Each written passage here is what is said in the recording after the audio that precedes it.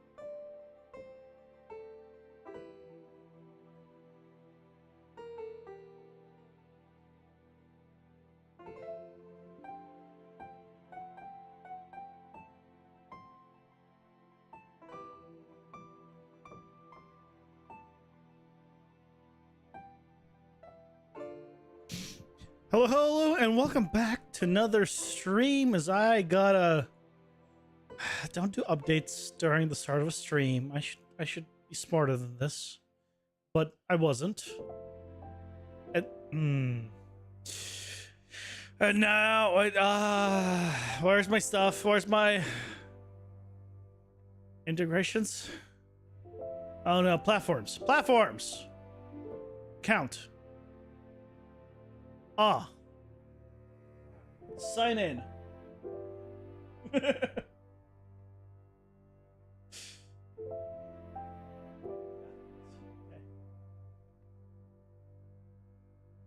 It's incorrect.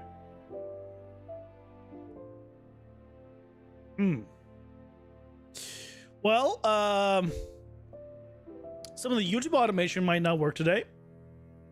Great start. Great start to things. Why did I have to press the update button? Freaking streamer bot. What'd they do? And everyone's like, is everyone complaining?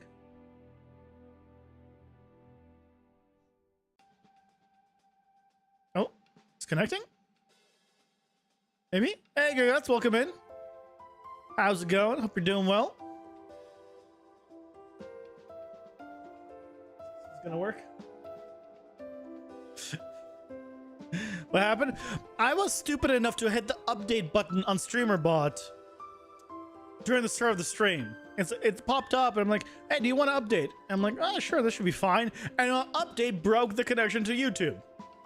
Just fine. Like, it's not the end of the world. But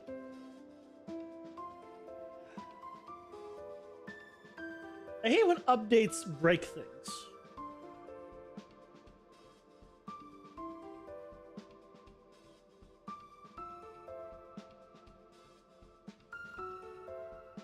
Hold on, I'm gonna post this in their Discord chat.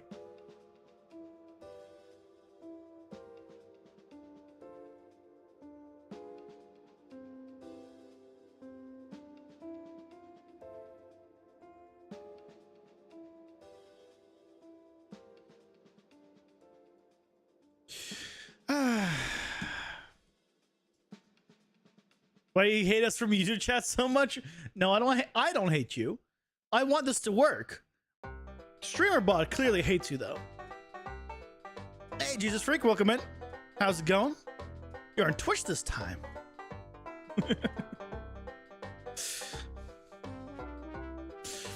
It's okay, you know. It'll be okay. It'll be okay. I'm sure. You know, some automation stuff isn't working on the YouTube side, but it's fine. I get it. You get it? Onto me too? Happy Thursday. The fact that it is already Thursday does worry me a bit, I'll be honest. Because I feel like I'm not ready for the weekend yet. Mostly I'm not ready for like the new video. And there's other stuff I wanted to do, I needed to do. I don't have enough time in the day. I really don't. I need more time. Hey May, welcome in. How's it going? You bought 3 exclamation mark, 3 asterisks. Congratulations.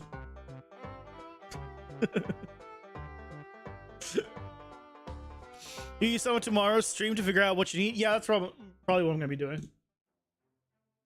I'll probably use tomorrow to do some PCG figuring out and all that for the weekend. Yep. But today we continue with bosses.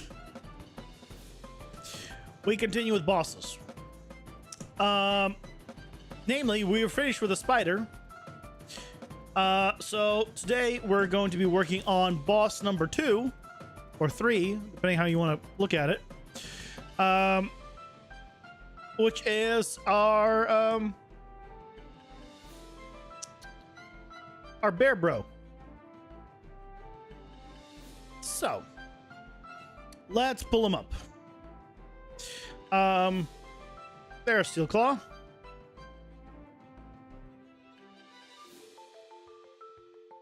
Okay, it's already lagging. Great, good start. Okay. Have you seen the 2 Humble Bundle sets for Unreal? They're definitely worth the money. I have not. I can take a look at them though.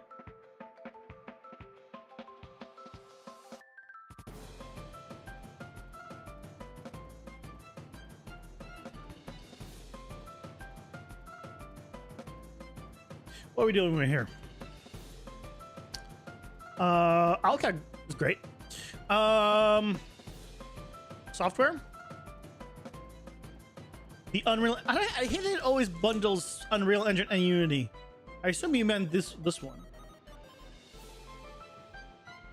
So let's see what we're doing with here. Don't care. Don't care. Don't care. Don't care. Don't care. Don't care. Don't care about any of this. No, don't care about any of this. Bug generator is nice for Unreal. That's not. This I can do with PCG and splines. Myself. So bug generator. Okay. Don't care about any of this. Some decent foliage, but there's mega scans depending on if this has specific foliage. Maybe this could be good. No. So the only thing here that I could like maybe would want is maybe the book generator, and depending on the foliage pack. That's it.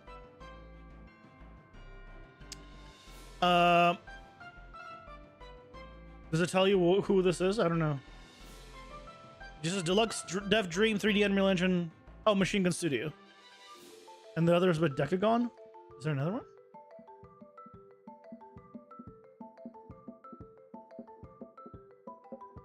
Oh, this one.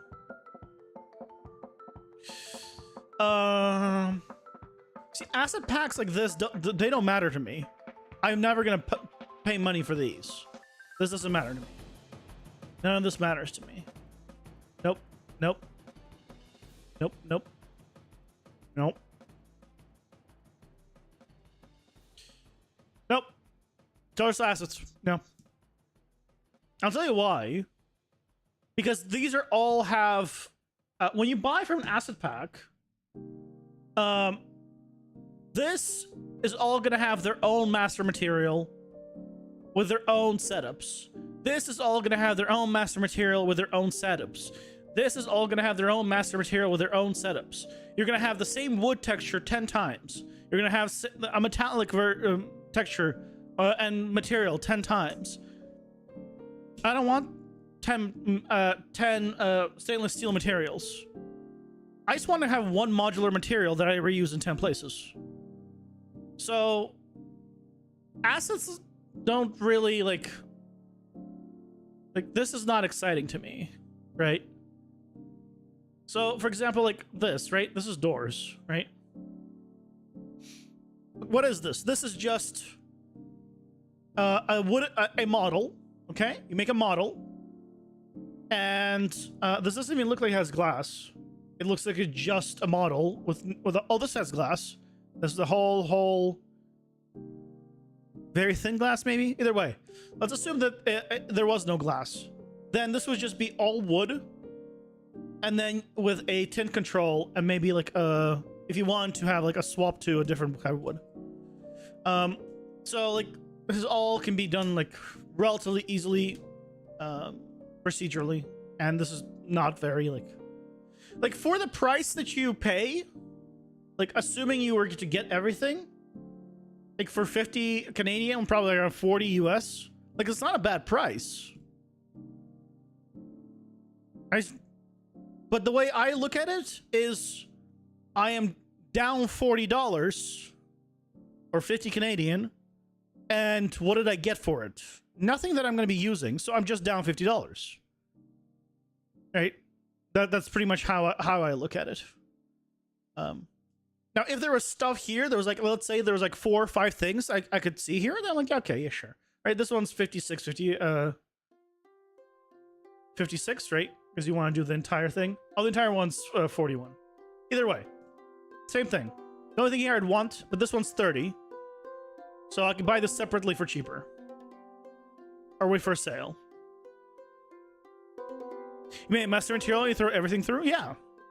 But these all have their own master materials, if they all have master materials. Depending on where you buy things and what assets they are, right? You're not guaranteed. If you could like open these up and test it and try them, if there's a way of like doing like demos in Unreal with assets, I think it would be like really nice. But without being able to like test and see like what's in here and how it's set up. Because like, for example, like Gothic interior sounds nice, right? And this is all like, this looks nice, but I don't know like if this works for like what I want. Like, would this work for a top down? I have no clue, but I don't want to spend money on it if it's not going to work for like a top down, for example. Because maybe the resolution's too high and it's going to need reworking, or maybe it's too low poly. And, you know, again, I have no control over this stuff. So for me personally, I'll pass. Okay. So we got Bear. Currently, Bear is not very exciting. Also, Bear is very small. Well, he's not small. He's just the old Bear. I think we start with the fact that we probably gonna try to scale him double where he was, like we did with a spider. I'll just do this double here. And times 2. Times 2.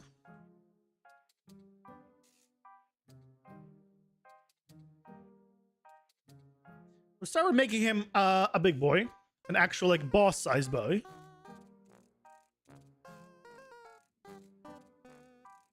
Yeah, now he's a boss sized boy. That seems better. Okay, already we've made improvements. So What do we want to do with him?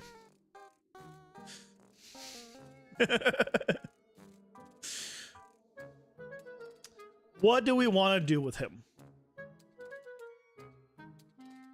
Let's see what animations he has. I have access to right now. So we have just his regular melee attacks. We have a roar. We have just our general run. I feel like we need some more animations. So let's go check out the other animations we have for him that we haven't used in the epic content section.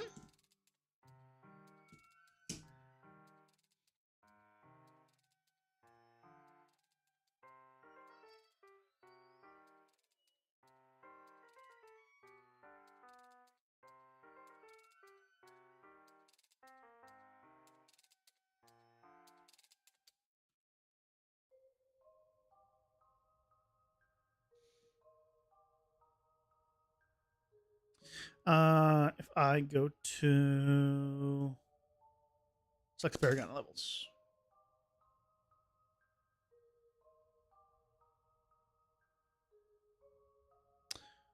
That's speaker bot. 1 second. Hold on, just in case this shows something. I'm gonna go full screen. Try to reconnect the setup.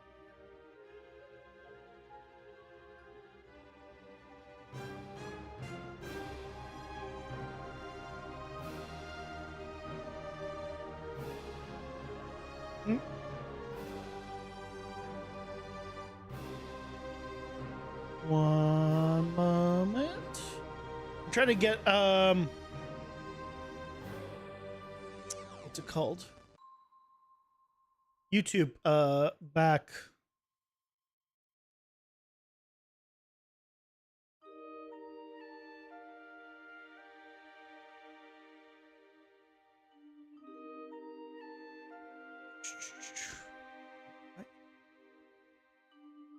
What?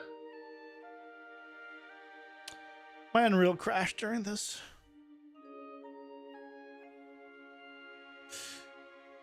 My Unreal crashed.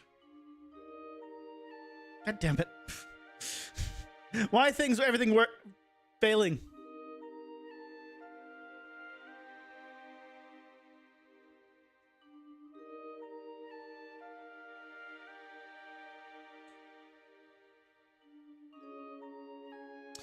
Okay, well, never mind. I'll deal with this later.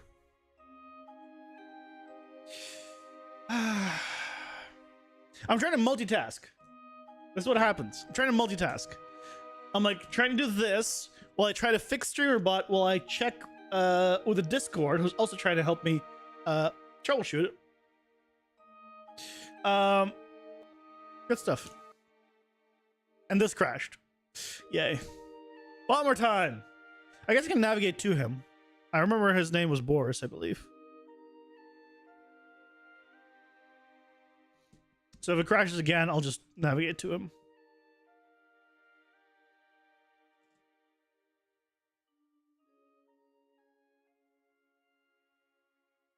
Nope.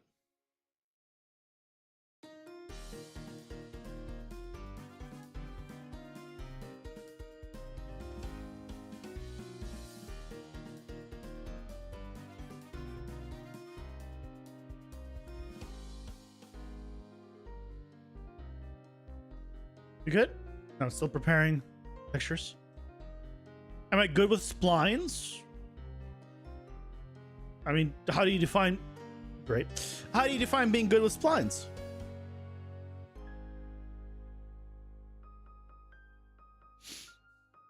Like, what specifically about splines? Do I know how to use them? Yeah, you put in a blueprint. I do everything in my blueprint tutorials are all about splines. I mean, a little editor utility widget splines. Like, what about splines?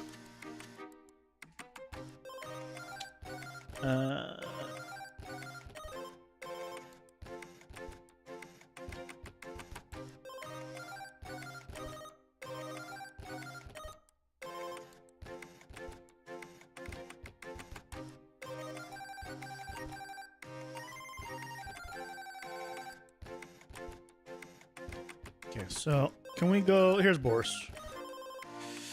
Characters. What is his map? I don't think I've ever seen like a character map. What is that actually like?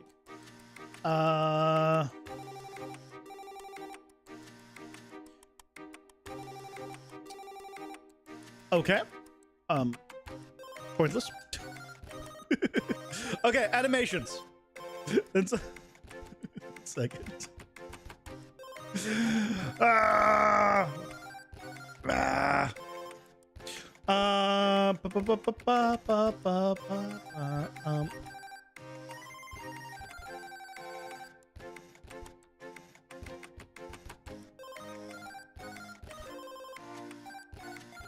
One moment, gotta go full screen for a second. So I don't know what's gonna pop up.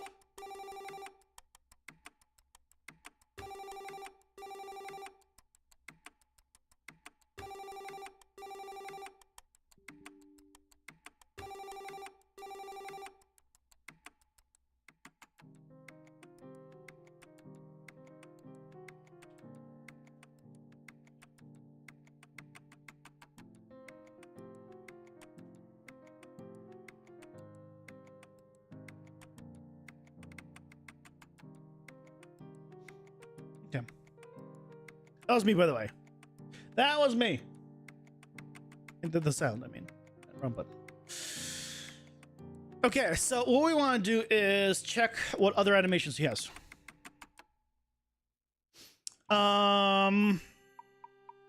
Like the non-basic animations, anyway. There's a canister loop. Canister start. What are these? What is the? Oh, that's literally just okay. This is additive animations. We don't care about those. We have this forge ability, which is like a little roar forward. I think I exported this, but we never used it. So let me open up Notepad. So we have roar forward, roar up,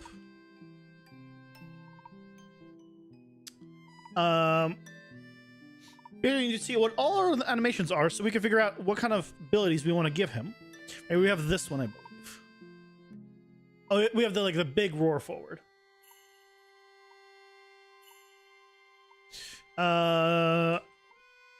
Roar forward big.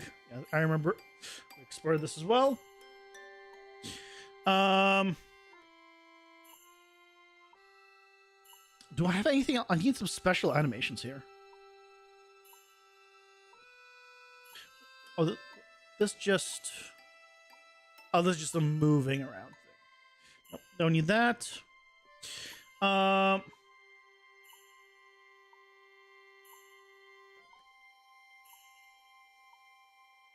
This just has him jump in. No.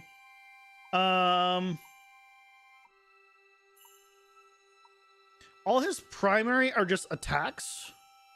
Regular attacks. Like, so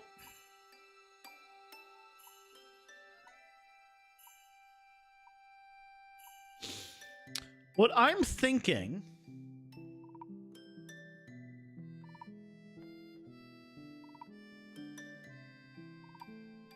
oh yeah, his ultimate bit is like super odd.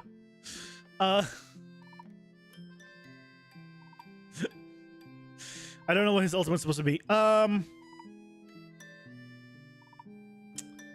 That's all we have. We have just roars.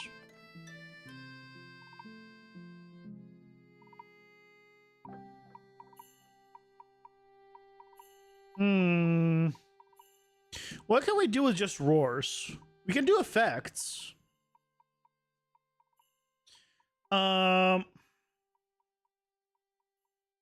The thing I'm surprised about is there is nothing like that uses the like his little jetpack at the back.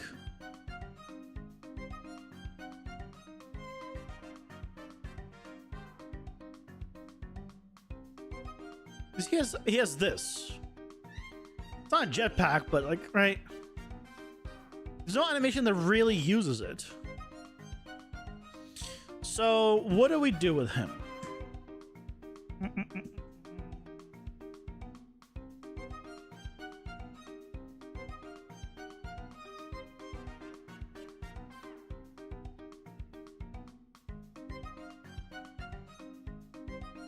This is the one that we're using, I'm pretty sure.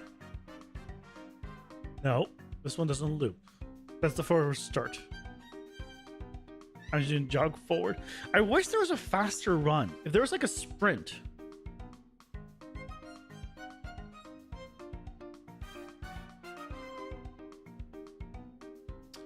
What is this?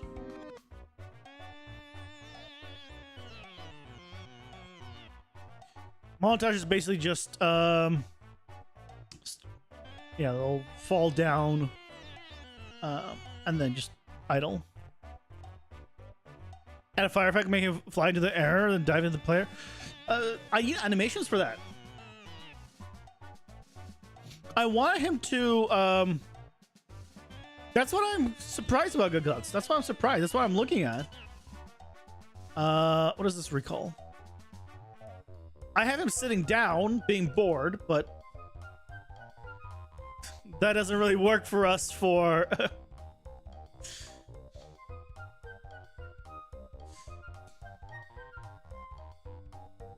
Yeah, there's the, like, double attack, which we have already. Yeah, LSA is just... Oh, hold on. This one? Ah, here we go. Well, this is like faster. I think this is just faster running, right?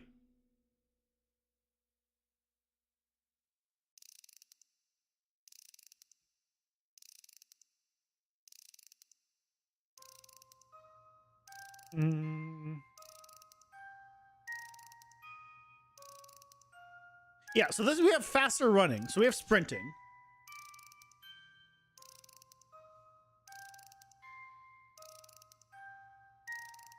You have the animation of him upside down. I mean, I can turn him upside down. That's not a problem.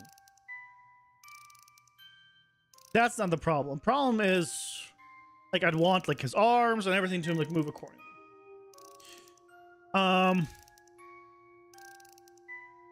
There's no dive down animation. No, because there's no jump. Like, there's jumping. That's it.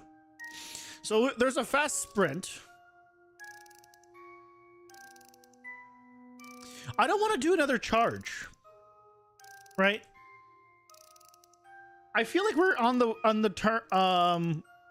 cusp of doing another charge, and we did the charging with the spider.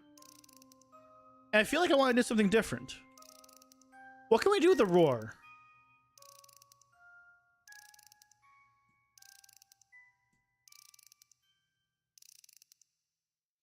What kind of things can we do with roars?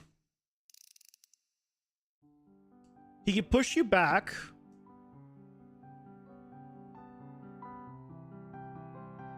I mean, a roar can do a large projectile that also pushes you back. Effectively. Like a Bowser roar? What is a Bowser roar? Like for a Mario?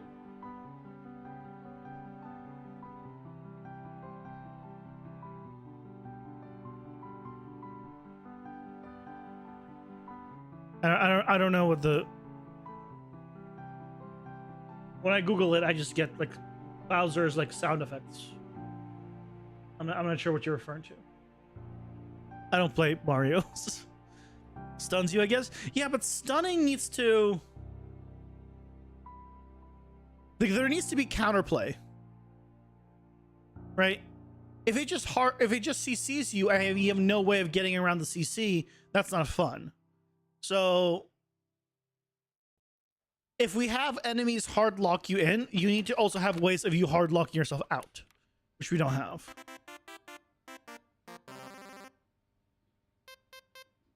Is it jump that stuns? Like, it's not you for like a moment, but roar starts on a roar radius. Right now we have the roar pulling you in. and like aggroing enemies or making enemies more vicious. I feel like that's not as fun.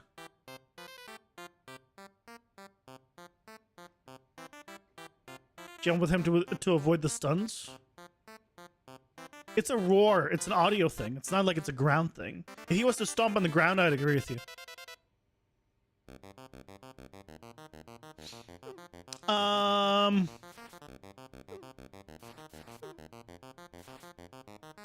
No, I don't want to make mess with the vision.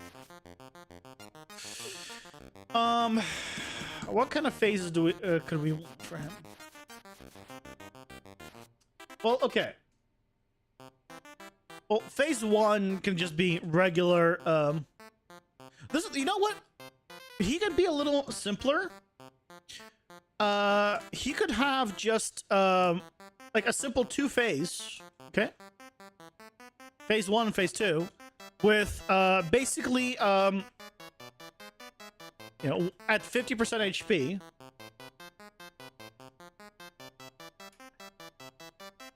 You know, let's say 50% HP. He's gonna basically just gain more attacks and increase speed. So whatever he was happening in phase 1, this is gonna be a speed up. Damage up. He's basically gonna have a he's gonna just get really aggroed. We can honestly just go like that simple. Also, because StreamerBot's not active, I didn't hear this, the ads went off. And the text didn't go off. Hold on. Oh boy. Yeah, StreamerBot is like not working at all today.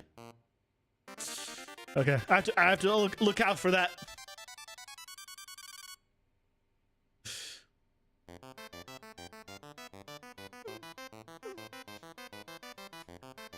Ads in progress. 1 minute left. I'll wait for ads. But I'm thinking maybe something like this. And then the question is, what do we do with the roar?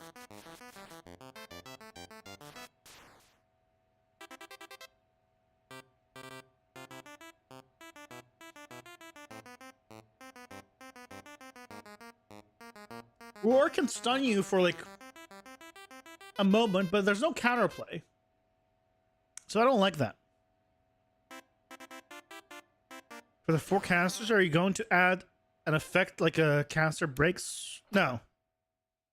Not right now. This is pixel art. This is going to turn to pixel art. You're not even going to be able to tell really that those are canisters.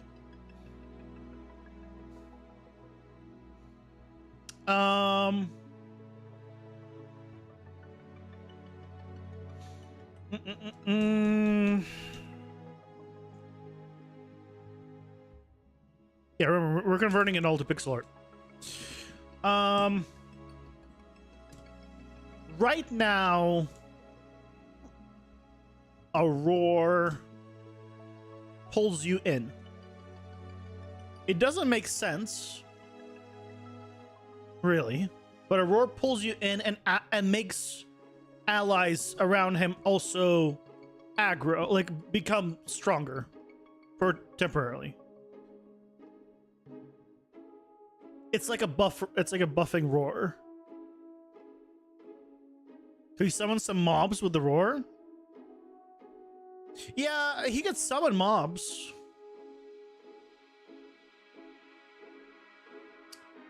But the thing, like, what would he summon though? Because I don't want every mob boss to also summon mobs. I mean, we could actually.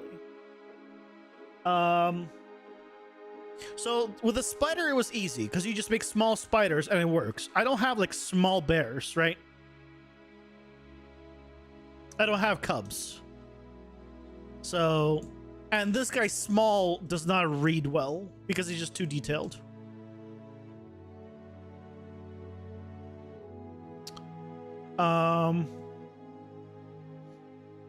We could drop the roar and just again have it be like a simple, like just regular stuff and a 50% phase 2, Um, increased damage, increased speed, more attacks. He just becomes aggroed, like super aggro. That's his thing. Less time for I mean, it doesn't have to be 50%. This is gonna be a different number.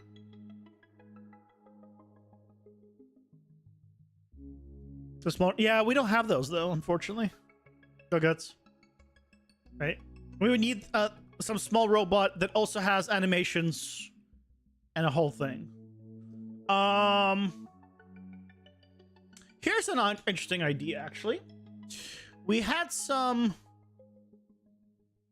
AoE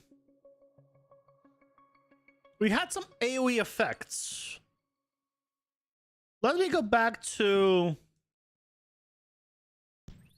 here and let me check out the effects we had. I feel like we had some that might work, actually. Maybe for like a roar and then... Because I remembering one that kind of looked like a laser being shot down. Maybe we could do something like that. But then what do we do for the dino if that happens?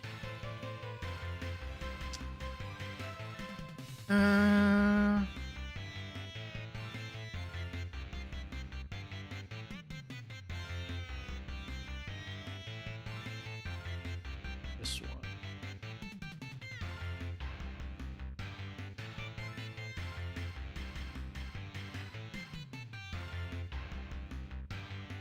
Yeah, I was thinking like this stuff, but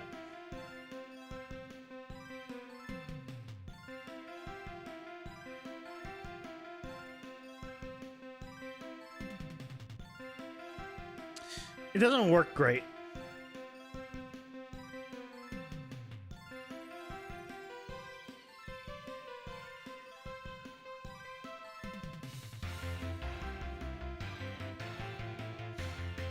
Could any of these...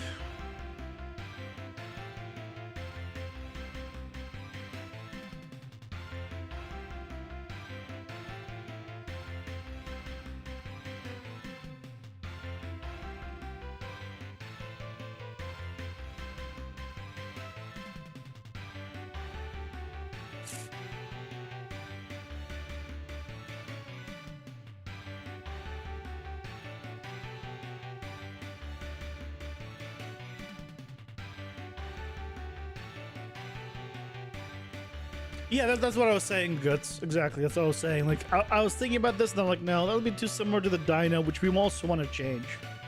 But maybe we don't do that on the Dino, then. Maybe we don't do, like, the whole meteor thing on the Dino.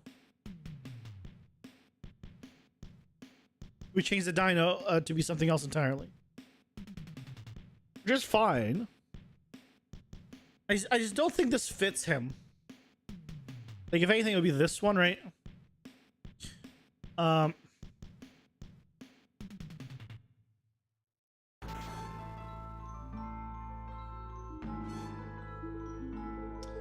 and this doesn't turn with the rotation of... I thought maybe, like, we can do, like, if I, remove this circle, it could do, like, a fire attack like this. Maybe. Like this kind of laser attack from his mouth when he roars. I could slow him down during his like forward roar and have him do like a little laser beam. That is like a big explosion.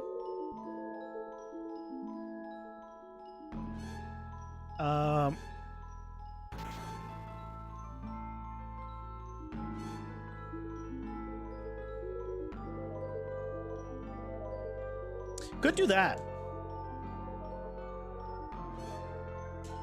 In phase 2, like a forward big roar laser attack.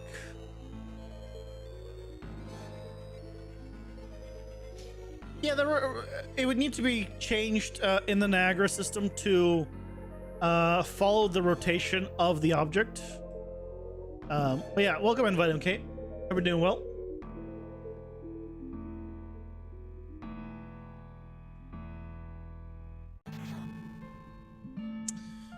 Yeah, I think we go with that. So, for example, let's say hypothetically, right? In phase 1, let's say he attacks between every 2 and 5 seconds is an attack. Right?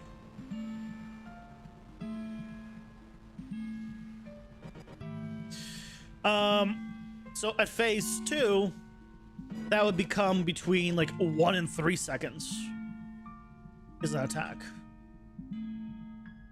He becomes much more aggroed. And then he gains, so that's what the speed plus, right? And he moves faster, so movement speed up, damage up, more attacks, and he gets a big forward laser. It's only 2 phase, but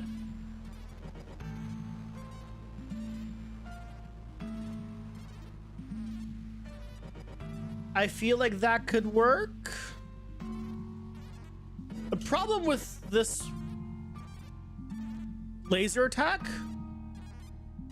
is it is very small, but the AoE, I guess, at the end needs to be very big. As long as the AoE at the end is very big, because I feel like it's just gonna be very easy to dodge.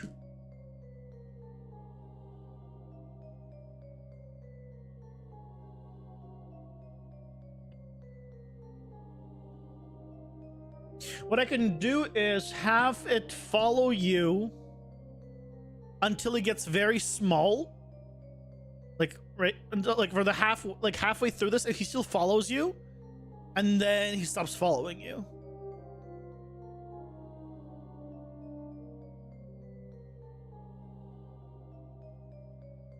Like, he stops tracking your rotation.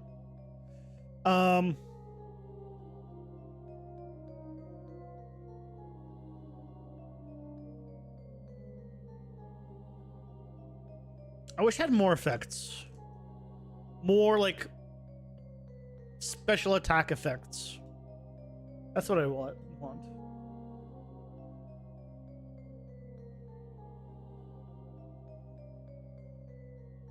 What's on the marketplace? If I was to look up effects. Oh, right. This thing's garbage.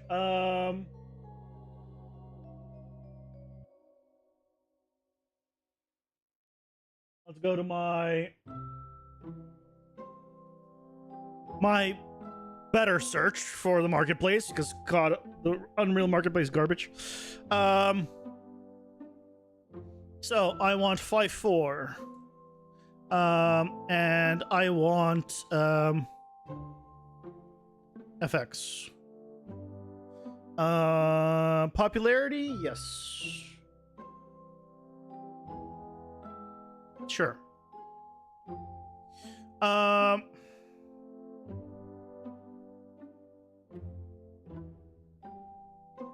Yo, slam the ground. I don't have a slam animation. I'd love to have him slam the ground.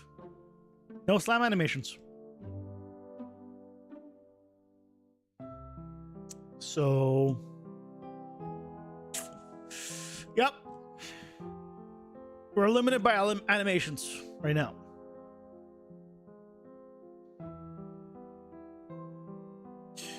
Let's see what's around. I'm just gonna see if there's some like really cool effects in a single pack. Then maybe I'll grab some. But it needs to be like something that works for us.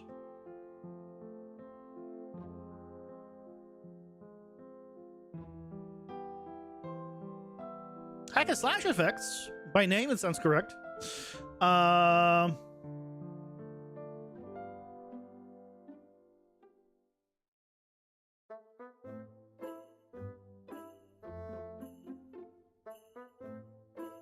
Yeah, these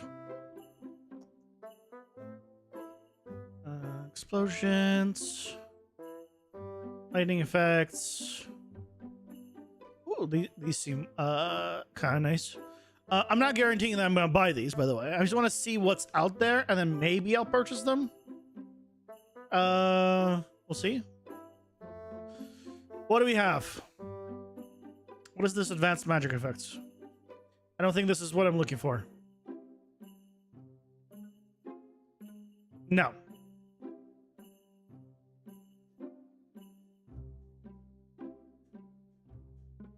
It has some cool ones.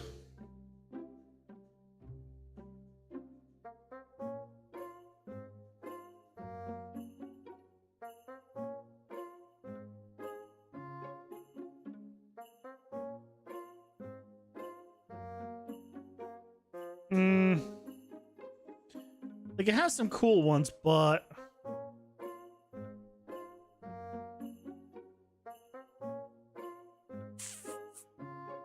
I don't think this is, like, no way, cool enough for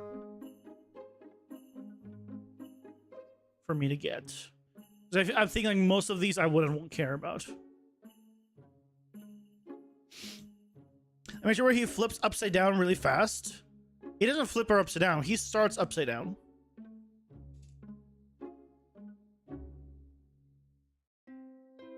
Yeah, he starts upside down. He doesn't flip.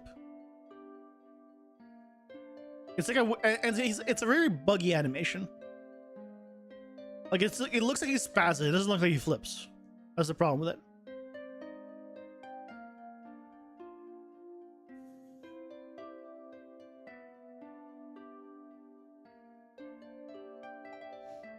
That looks promising.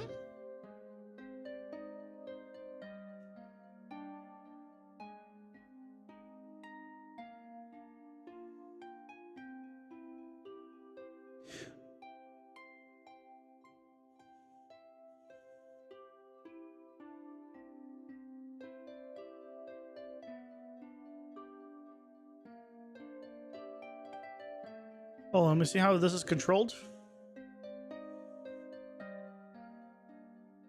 I think he shows how this is controlled.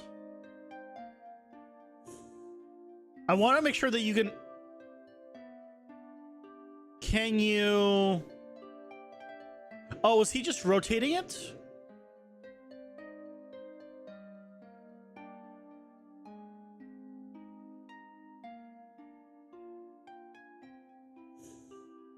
Oh, no, okay, so there's controls for it. So this is a nice one, actually.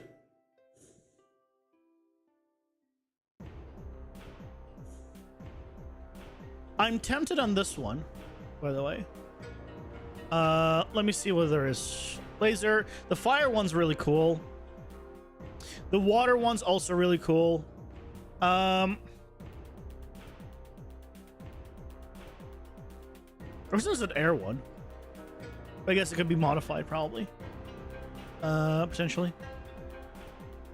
Like when he does a roar, he could do this, and like and then follow along with you. Like slowly, like rotating with you. Put that to the side as a possibility. What is this?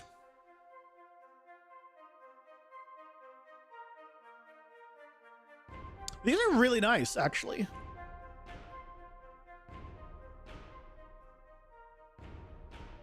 These are really nice. 5 out of 5 for 10 reviews. Oh yeah. Yeah. 1 4-star, 1 3-star. Really nice. This also seems really nice, actually.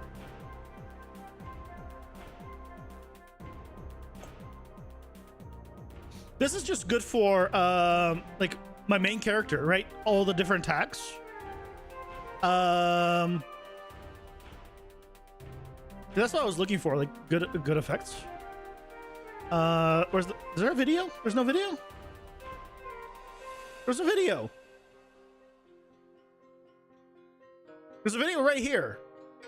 Why does this website have videos, but the actual marketplace has no video? Yeah, it's linked. I don't want to go to a link to YouTube. It's just embedded here. This is so much nicer. That's what I'm saying. It's just so much nicer. Okay, so I'm gonna make a note of this one. The other one's only 13 bucks too.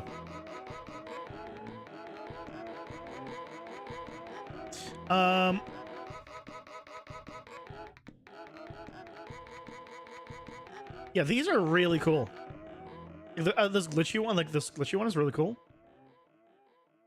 Some lightning ones, some like more wind ones.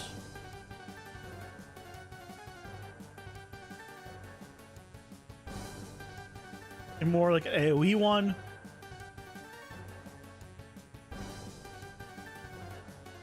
Oh my god, look at this. Oh, we have a bear. We have a bear, and that looks like a bear attack. Like a magic bear attack.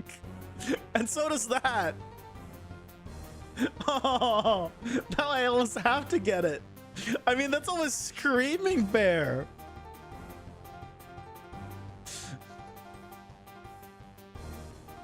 It's just screaming bear.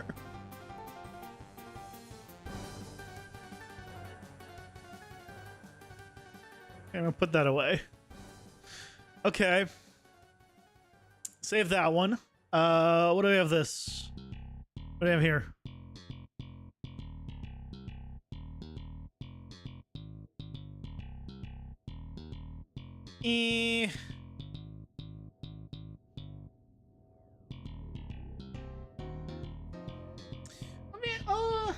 Well, some of them are, like, that's okay.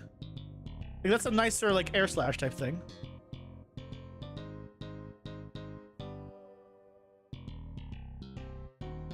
Oh, okay, there's some more.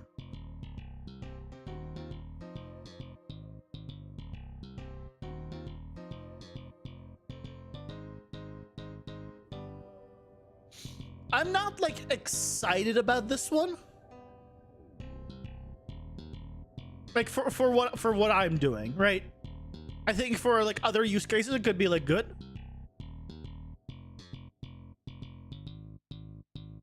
The fire one's not bad, honestly.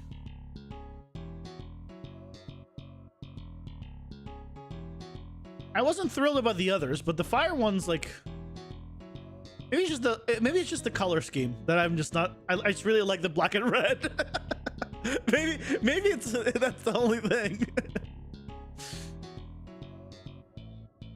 How hard is it to create those effects?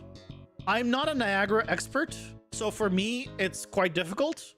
For a Niagara artist, not very. That's the thing, right? I'm not an effects guy, so I can't just... For me to create these myself, I would need to either follow a tutorial or it'd be very difficult.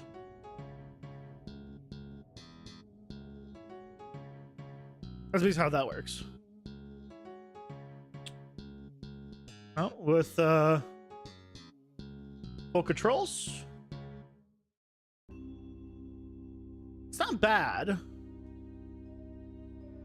I think I don't go with it though, at least for now. Out of curiosity, what's the ratings like?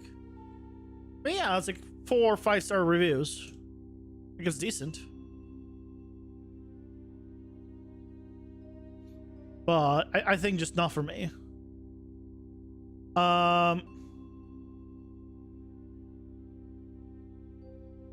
That rock doesn't look great.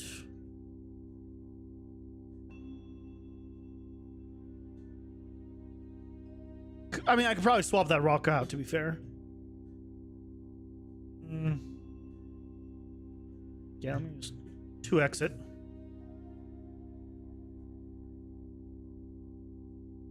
And these like look really like low res.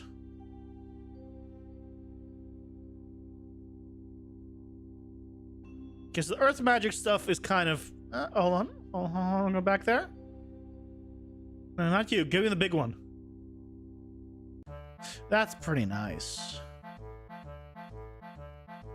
That's a pretty nice one. I mean, the others were like, but the big one there. That's a pretty nice one.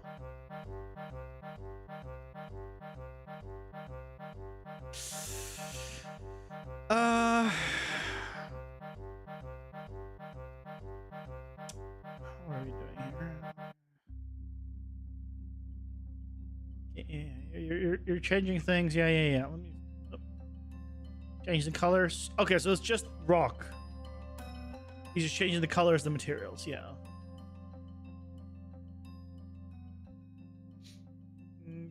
This, I will say, this is not a great example of the setup. He can use. He should work on his little demo to shorten it. Yeah, it's Niagara effects 1. Includes the following effects: earth magic. Oh, okay. So there's separate videos for each one. Sorry. So there's earth, air, ice, and fire. Okay. So it's not just the earth one. The earth ones were like okay, but it seems like hold on, and not that one.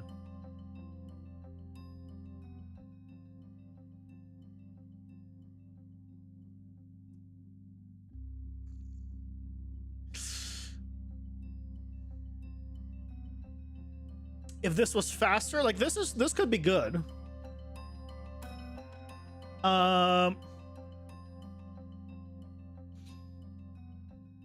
Okay.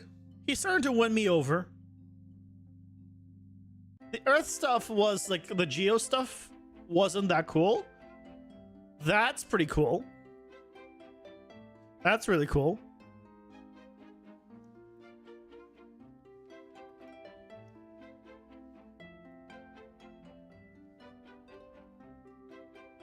Also really nice. If we have someone that has arrows. I'm not sold yet either. But that was the air one. Let's go with the ice ones. Let's see what the ice ones are. There's a few nice ones.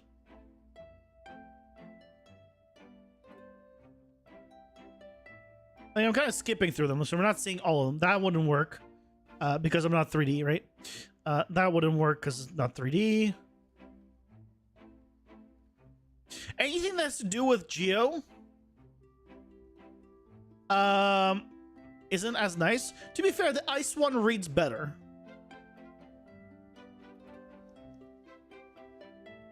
All of these kind of attacks don't really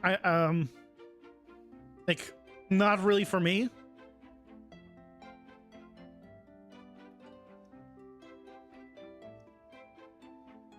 For some bosses though, I mean it could work, but yeah, not for me.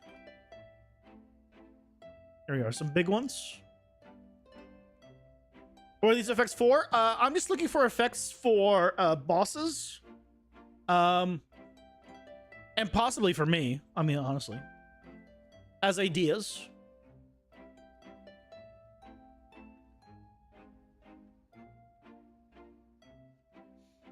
Yeah, I'm not thrilled on the ice either. Okay, last one, fire. Fire is always the best one. Aren't you bothered by the magical circles of the animations? I don't see fitting many monsters down without the theme. Yeah, that's what I'm saying. Like, I'm not like some. That's what I'm saying. Like, a couple of these are like nice. The sphere, like all this is fine. Like, it's not good for what I want.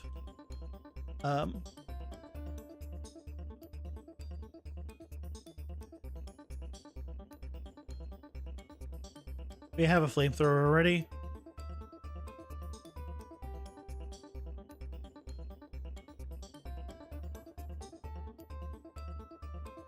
No, I think this one is a skip. Like, the only thing that I'm like, I liked, like, actually, not really liked, is this. right here. Just because it's kind of what I want for the dino. Like that's, if I can get it to also detect collisions on hit, like that's really nice. You have like a multiple of them spawn there, but it's ads time. It's quiet ads time.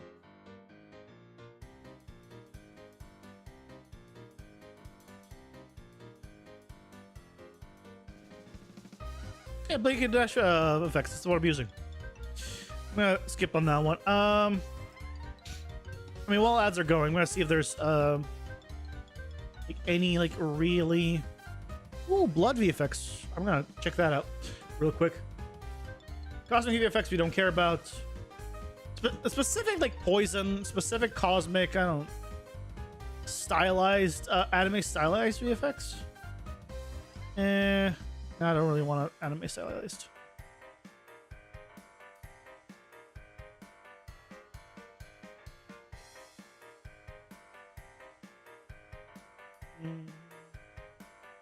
Don't want shield effects. Seems like that's it.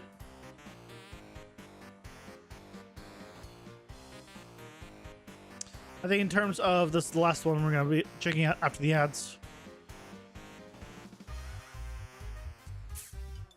I don't see anything else that's like screams like "Open me." Oh, maybe this one.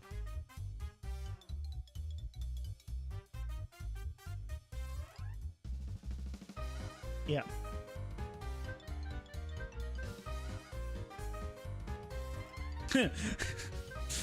Let's put some hair. Let's put a hair on our sprite.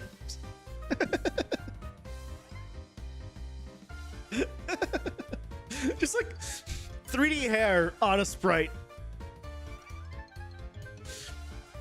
Add some, also add some fish.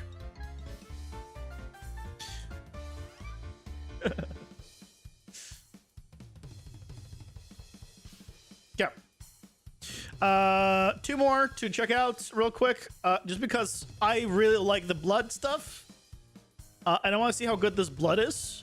Because if it actually places stuff on the ground and does like a little splatter, like that's really good. Compared to mine, that's really nice. Oh! If they can bleed and have it drop onto the ground... Oh. Okay. This one has my attention. Wait. Did you just change the color of it? Oh, okay. This one has my attention. How to do blood right now? With a decal.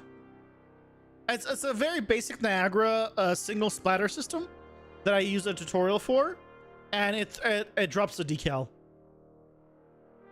So this probably does the same thing, based on what it said, but this just has a lot more variety and options.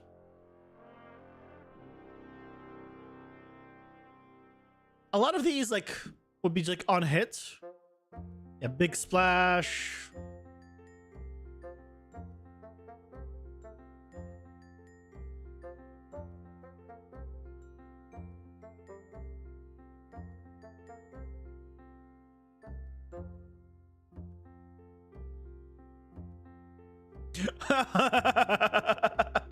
You could just make him like bleed like that. I don't know how well it'll work.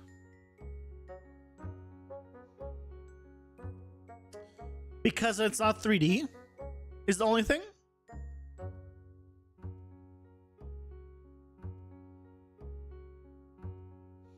But there's a lot of options for blood with this one.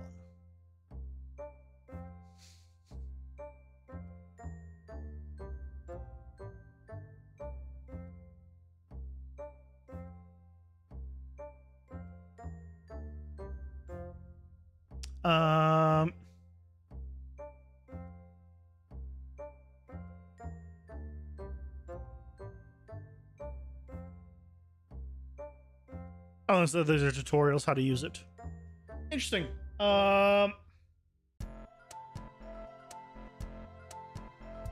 Is it stylized? I mean, it can look stylized. It's fine. Like, this is not stylized per se, but doesn't mean it's blood. It's just a red splatter, right? You just change the coloring a little bit on the material, and you can get it to be stylized. See?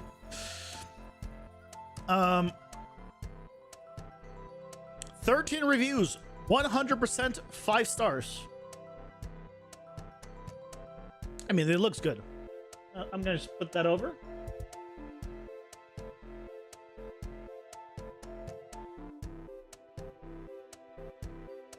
It's like 60 bucks right there that I've put away. Okay, last one to look at is just this one. And now, so that the effect there on hit, I guess would be what I'm looking at.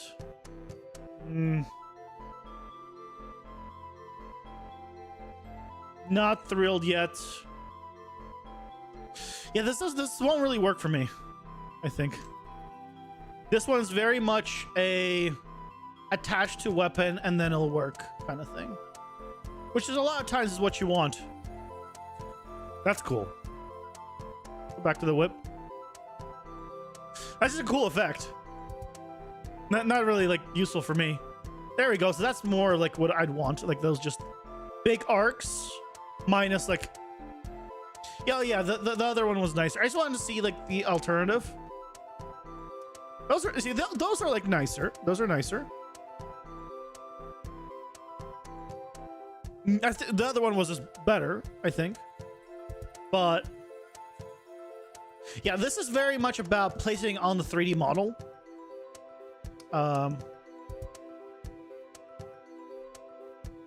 This one has sound effects.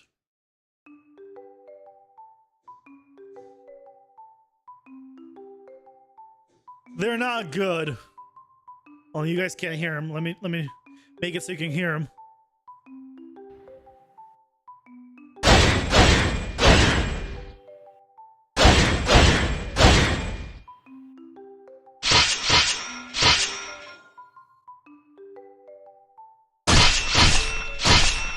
No. That's not like... Oh no. Is it really loud? I think am I just really quiet? And then so, because that's like, I mean, I guess compared to me, probably it's loud because it's 100% and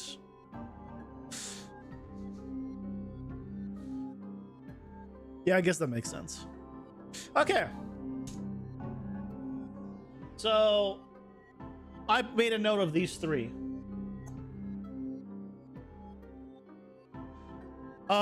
Splatter, because I mean it's blood. I had to make a note of blood. So we have this one, which is actually for me. And this also this one had the is it this one? I have to go here. This is the one that had the bear one. Yeah.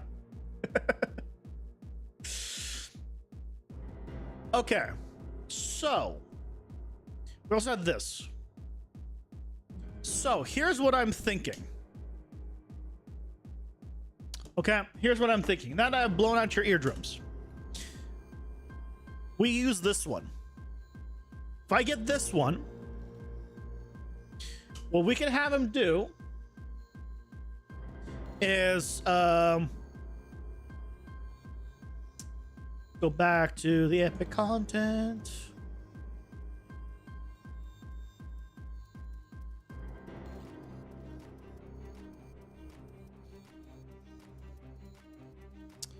Boris, heroes. Oh yeah, it's already in his folder, and you have to go into heroes again and him again. I don't know why. Roar. I think it's this one.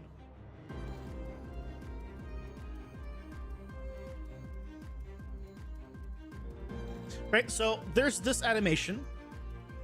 It's relatively long, but what I can do is when he roars forward, I can slow it down and make it slower, and then I can have him be like a turret that fires that laser during that from his mouth effectively, and rotate around the map. So you would need to either hide behind a pillar, or run around.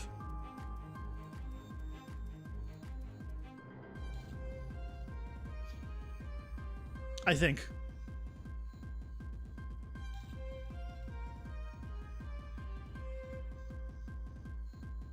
And that can be like a thing. Could you jump it? Probably. Yeah. The jump, if you have like a double jump, for sure. You probably, jumping, you probably dash through it.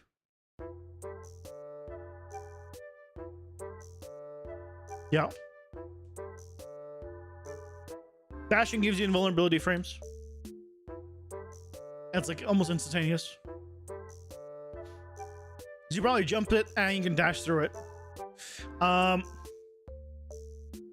don't know how fast he would rotate, but what we could do then is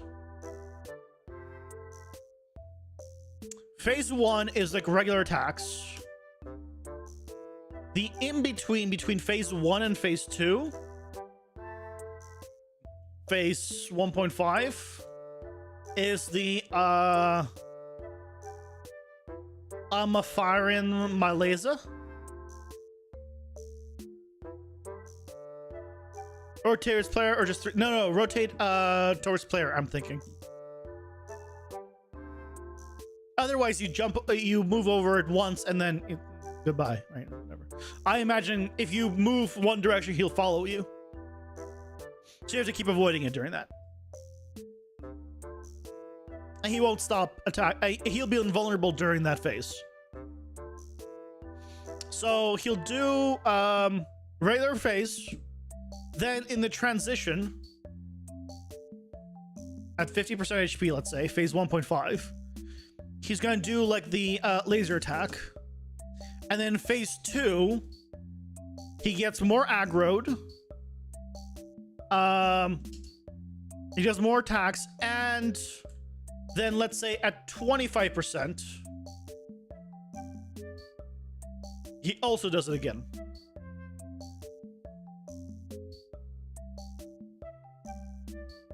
At 25%, he does it again. Or do we want to do it every 25%?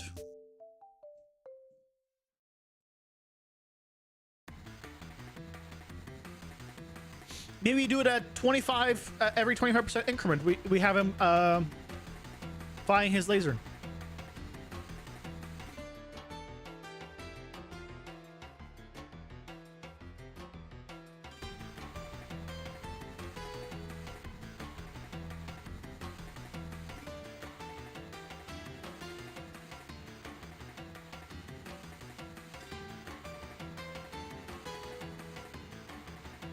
You know, we'll have him doing this.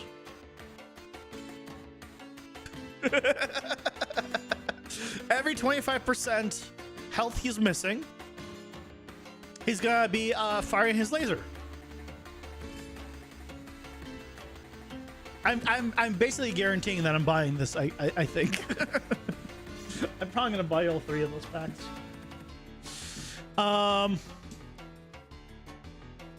That seems like a decent plan. Okay. So let's do this. At 24% HP increments, I'm firing my laser. Okay, so this is all straightforward. What I need to figure out how to do today, probably, because might as well, is this firing my laser. which is how do we set the rotation of something relative to I can just set accurate rotation. I can see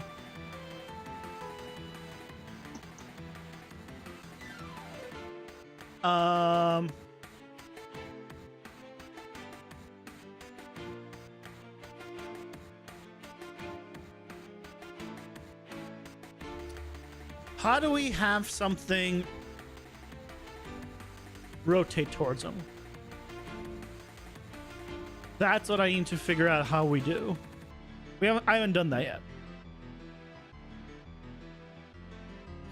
Because this is different than before. Normally I would just do like calculate what rotation I need to do to face something and set that rotation. Right? But we don't want to set it. Otherwise he'll just snap to you always. And that's bad. So that way if you jump behind him, right? I want him to just like follow you.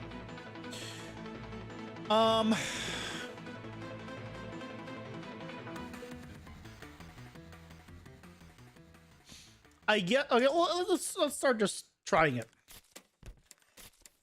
Okay, let's go to our project and let's start just doing a test with some cubes, basically. Yep.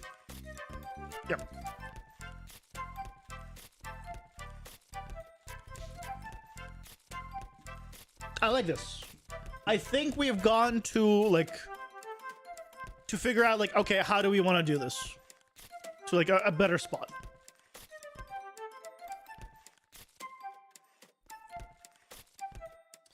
There you go. So let's go blueprints. No, testing folder. Testing folder. This is rotate towards there. Let's make a little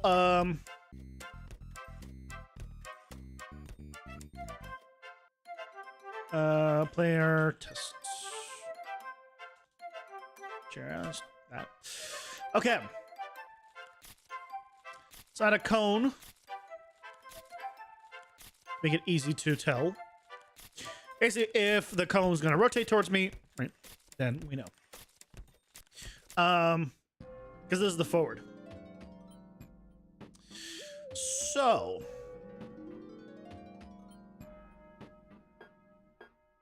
on begin play,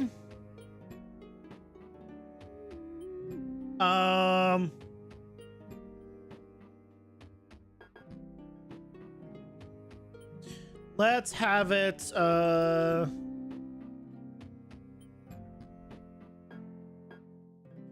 an actor of class. Actually, you know what? Let's do yeah, game mode.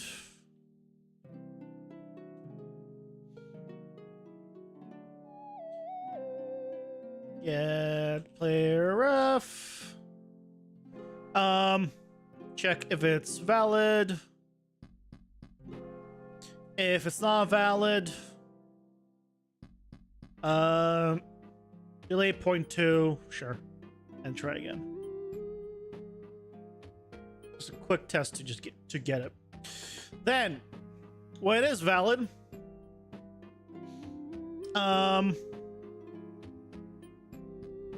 promote it. Okay. So, then I want to do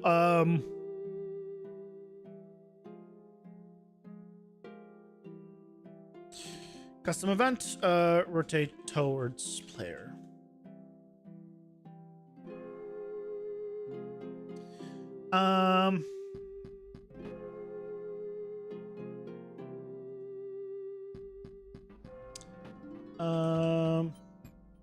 Fine, look at rotation.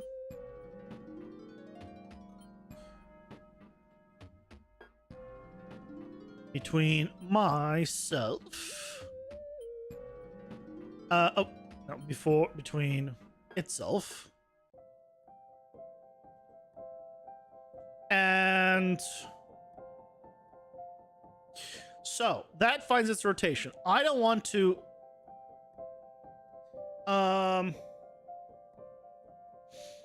modify it. So what we're gonna do is we only care about this. I'm gonna do just timer by event. 0.1 looping custom. It'll just little test thing. Print string. Let's just start with this. Yeah, you go away for now.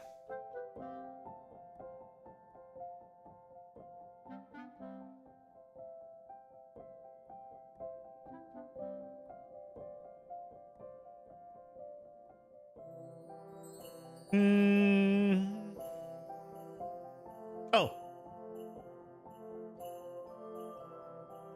It helps if I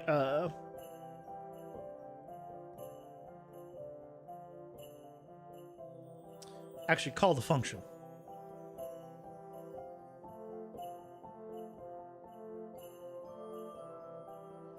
Right. So right now, wait, why does it say minus 50?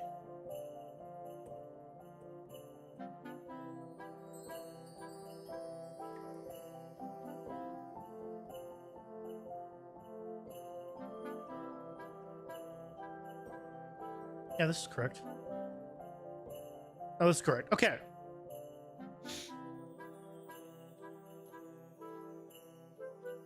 So what I can try doing is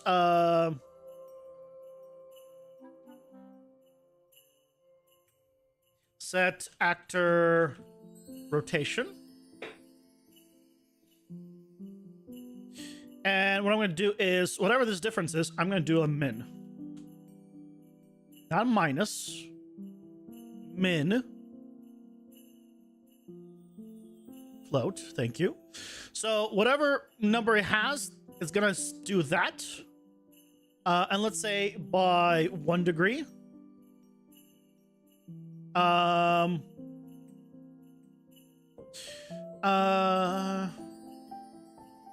Oh, but I need this to be either positive or negative.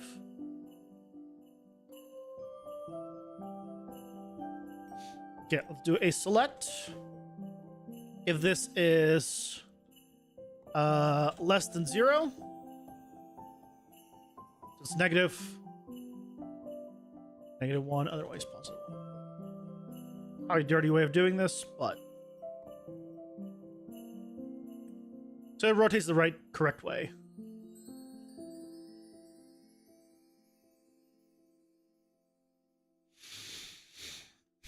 Hey Jim, welcome in. How's it going? Hope you're doing well. You're making a side scroller that is 3D rendered to the side view, then converted to flipbooks. Having a hard time building the sprite logic. You're making a side scroll that is 3D rendered, and then convert. Why are you converting into flipbooks? You already have a 3D environment. That's the side scroller. What do you mean you're converting it to flipbooks? Are you like rendering outside and bringing flipbooks into 3D and then swapping out the 3D with flipbooks? Is that what you mean? Like what I'm doing with the characters?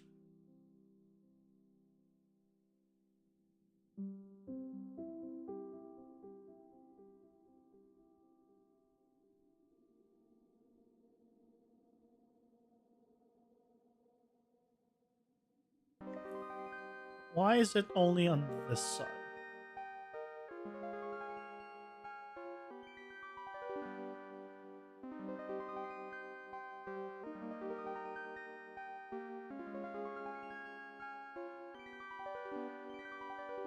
Oh, I need to modify its current. Get actor rotation.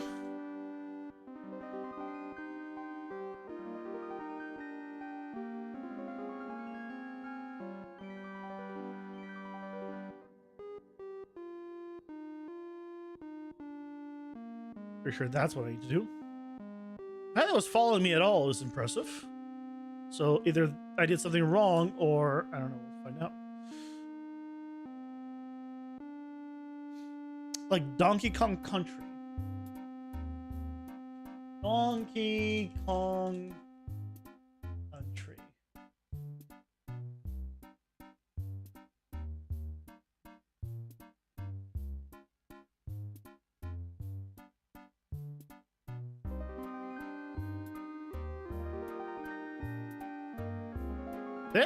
This whole game? Guys, looks 3D. There's no flipbooks here. I mean, they might have converted it to flipbooks and rendered it on top. But that just looks 3D. Like a 3D side scroll.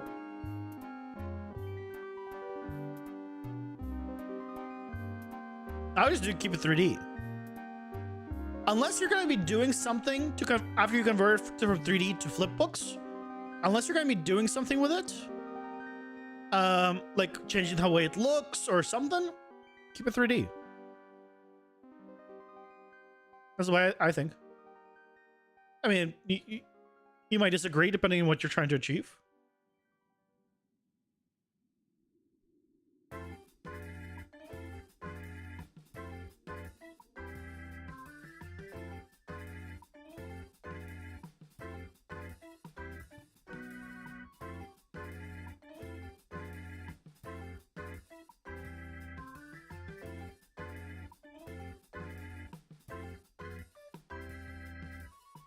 Oh, it's because it needs to be max here.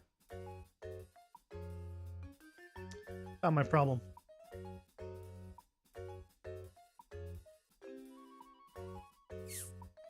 If it's less than 0, then it's max float -1. Pretty sure that's the problem. You know,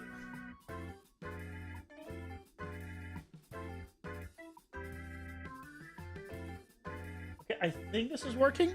I'm gonna just change it to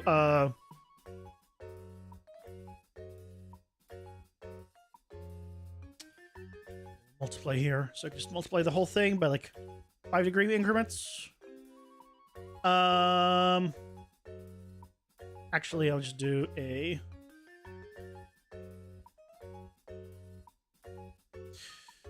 multiply by -1 here. Speed.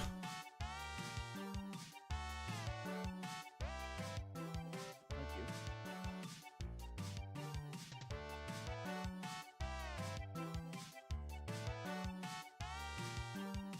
Five.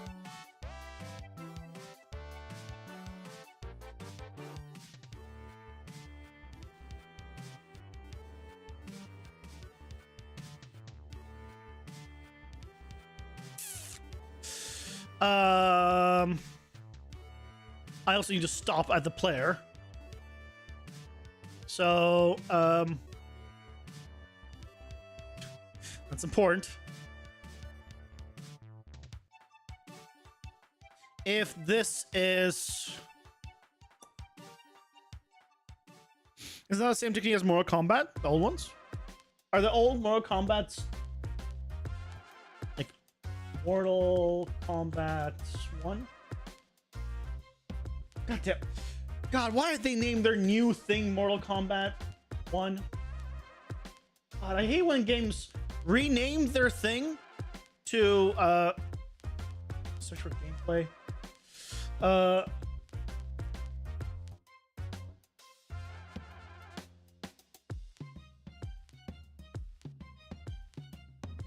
got this. Yeah, they could have had, but this looks like this is sprites, right? This is not 3D, and you can tell it's sprite also by the shadow. But that's like intentionally done to sprites because they couldn't do like full 3D, which is fine. If that's what you're going for, do it.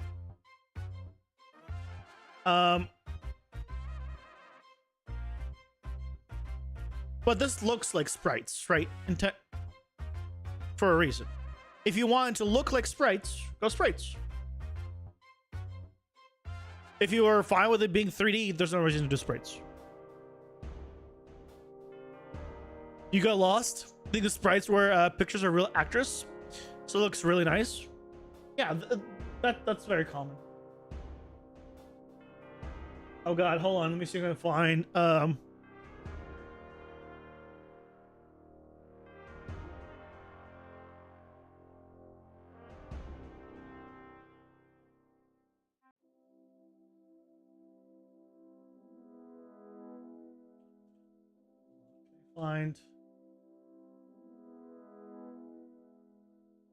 okay, hard to find. Or at this point in time.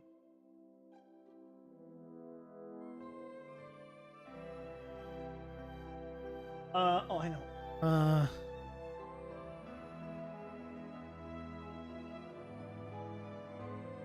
Yeah. I think that's what you're talking about, right? In the old games where it was so low poly, but they just basically put a image of like somebody as the texture. I'm like, what game had that? I'm like, oh yeah, Deus Ex, the first one. This is not sprites, obviously, but it just reminded me of like, yeah, before you had so little poly count that you can do, but this is how you got detail.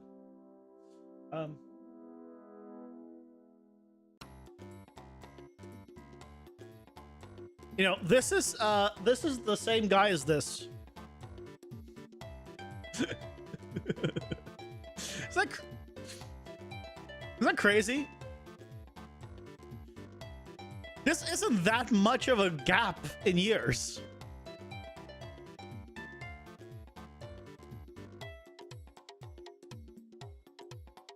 Deus Ex 1 came out in 2000.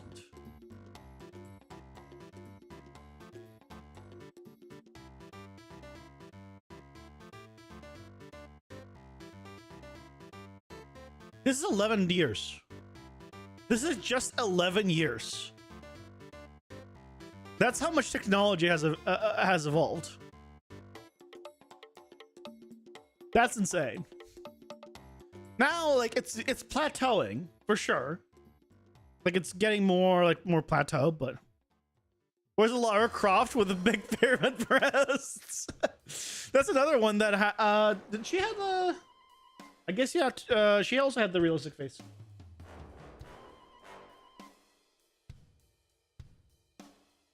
Did she? No, she didn't. No, she didn't have. So the Deus Ex really had the more realistic faces, right? This is Deus Ex. This is Tomb Raider. Unless this is not actually Tomb Raider, but that looks like Tomb Raider. Here, I'll get you from a different angle for you to convert the triangle breasts. See, that's not a realistic face. That's a more realistic face. But to be fair, it came out 5 years prior. So this is 5 years prior than this. So in 5 years, it went from this to this. And in 11 years, it went to this.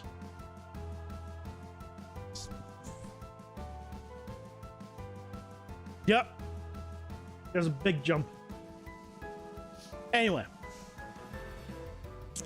Oh yeah, I was trying to make it so it stopped rotating towards me. I need to is it dot product? Dot product. I believe that I need. Yeah, so I need to get the dot product of these two. I think this is what I want. Just do a little print string.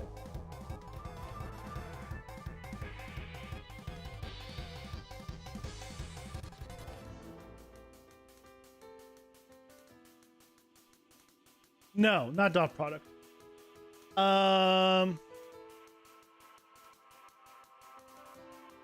What was it?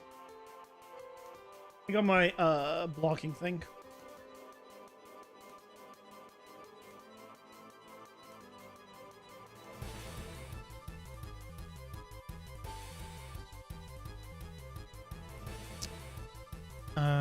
Take damage.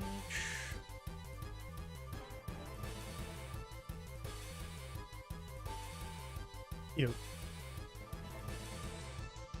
Oh, sorry. It was supposed to get the forward vector versus forward vector. That's right. That's what I'm like.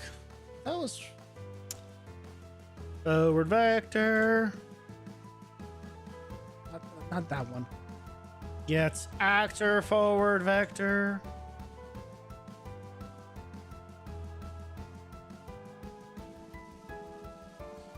There we go.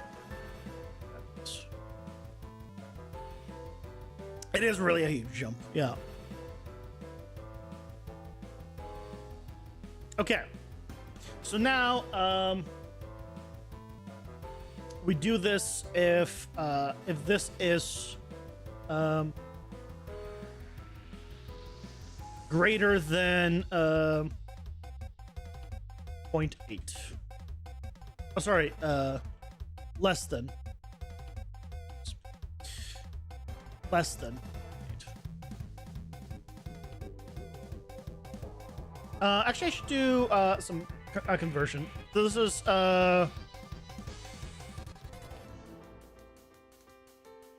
I need to 180 divide by it's early 90.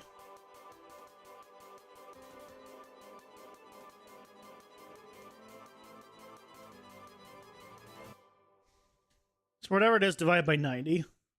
And it's doubled for both angles. So if I want it to be, let's say, within 5 degrees, let's say within 10 degrees, I'll do 5 divided by 90.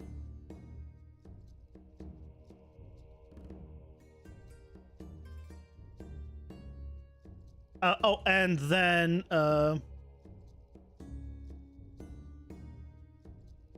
subtract 1 minus this.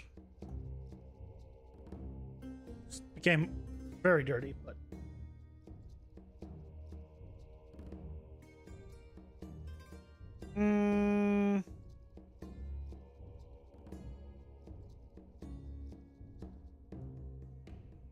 did I do the opposite?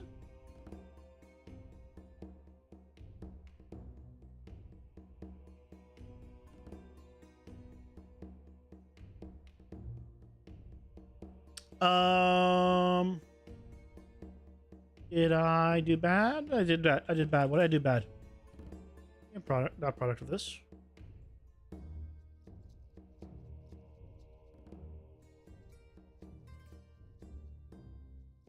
Yeah, when it's...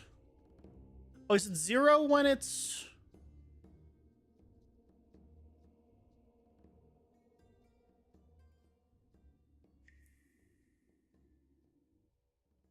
Oh, hold on.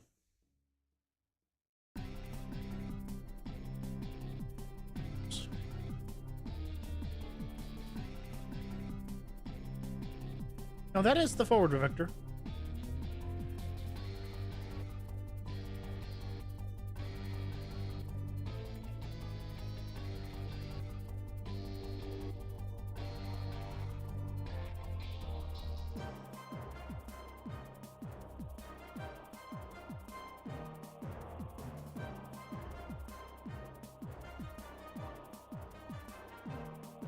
Let me just detach this.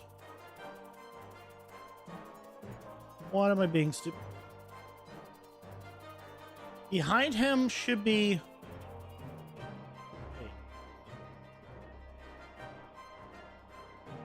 Should be 1.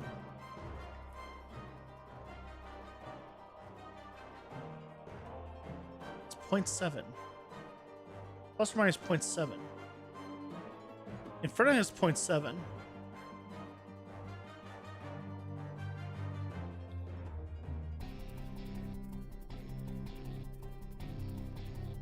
Oh, I'm freaking. Give me. You know what? Give me the.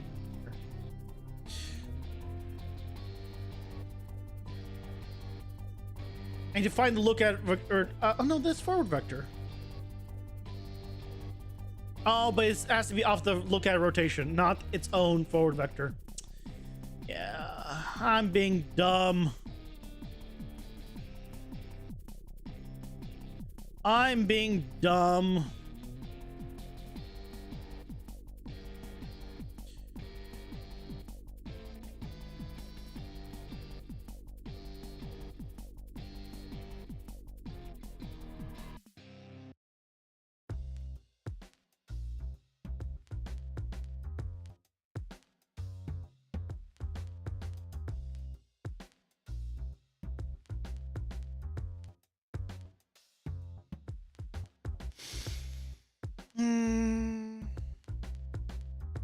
Yeah, now it's 1 in front. -1 in the back. God damn it.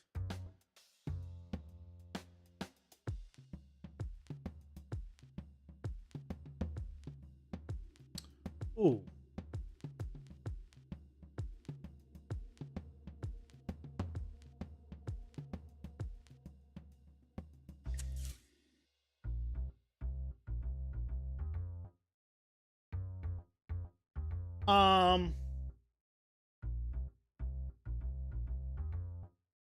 Right. When it goes between positive and negative, that's where the problem arises.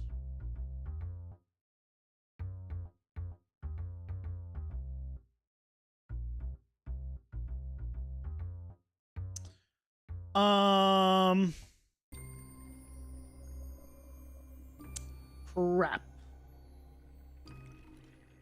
So how do we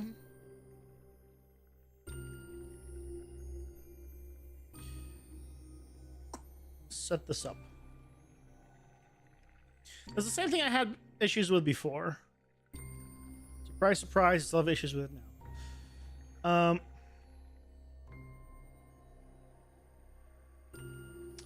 So what's happening, right, is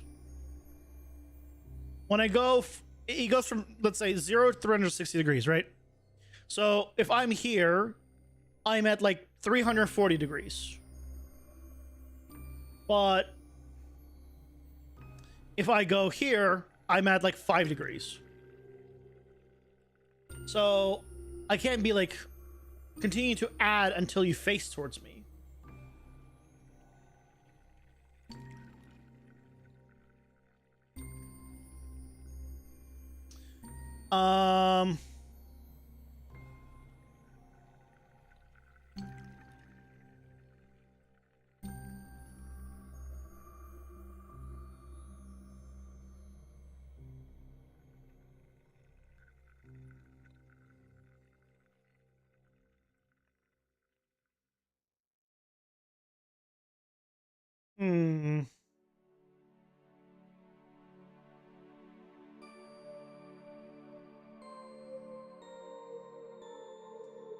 See if I can quickly find a good solution.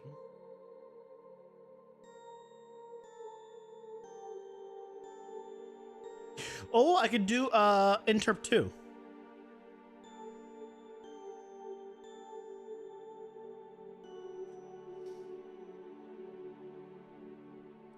I can yes.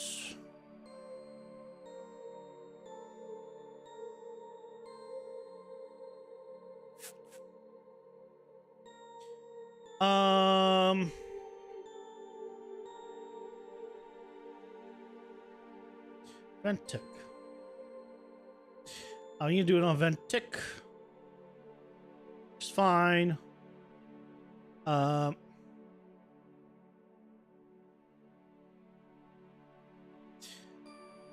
So I'm just gonna kill you. Oh. Yeah, because this just takes like a current and target. Whoa. Maybe. Okay, let me see. if I...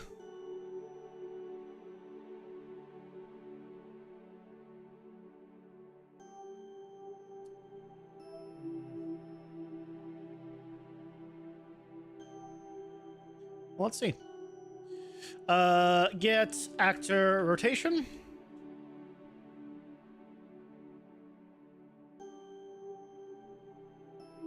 And find the look at rotation.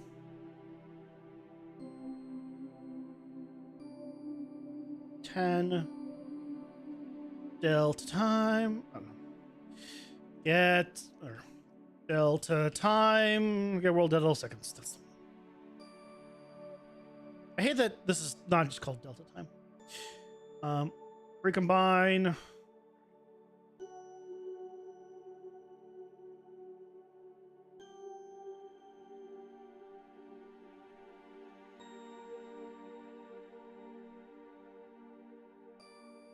Oh, what is it doing? Oh.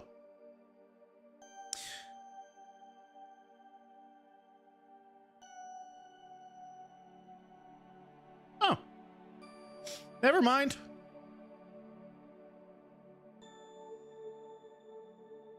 Oh, okay.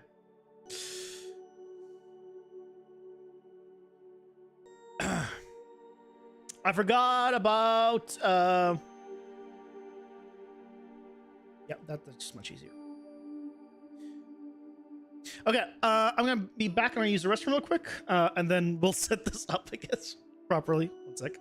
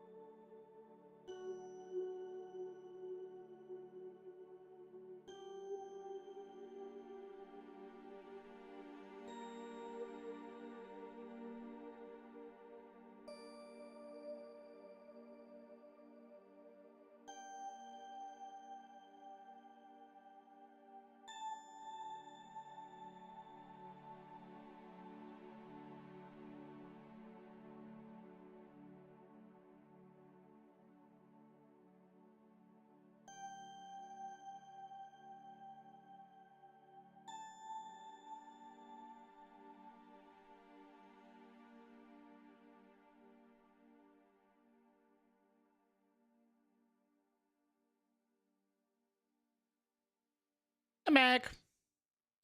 Okay, so if we want to change the interrupt speed, make it a little bit faster, I believe we just reduce this. You anymore. Honestly, we don't need this anymore. Oh, we do. That we still need.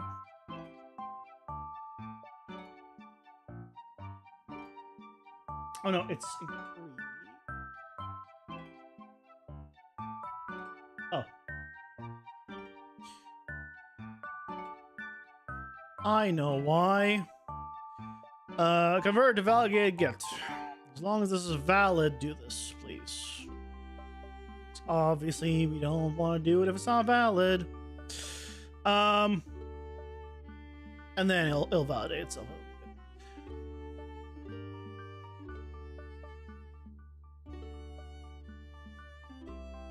Yeah. That's the kind of like... That's what I'm talking about. Okay. Now we want a little bit faster.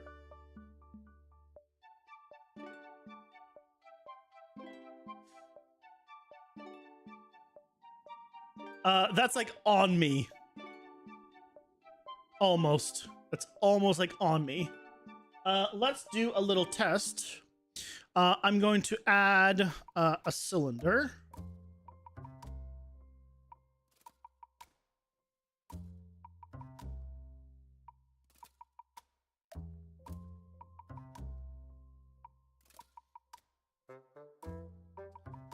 Make it relatively skinny.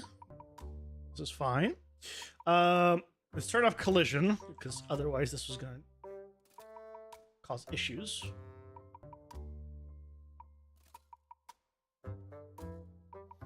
And let's make it orange.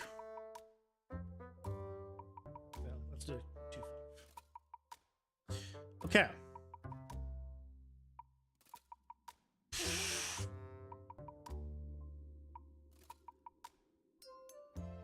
Okay, couple of things that we now notice.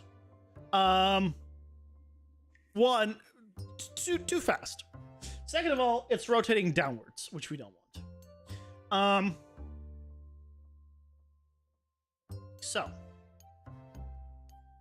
no, I don't want you anymore. Let's do like maybe 70. And then, so the rotation, fine, look at rotation. So here, split this,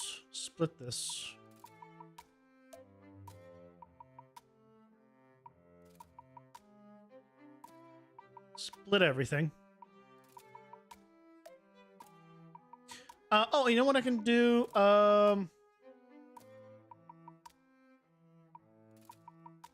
I just do Z to Z.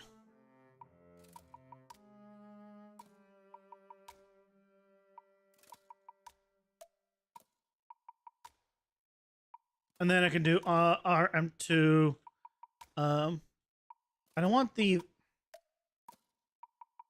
Oh, it's R inter F inter 2. That's what I. That's why. Current target delta time 70. Hear that. Split you. There.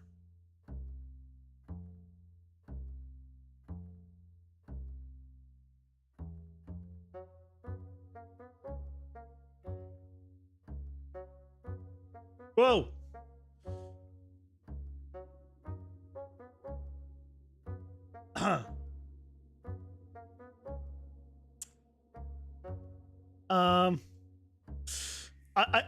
I think it's got me in its tracks. Wait, what happened? What?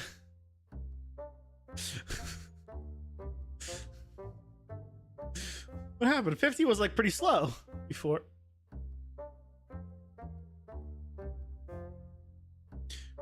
Is it because it was a rotator versus a like a float?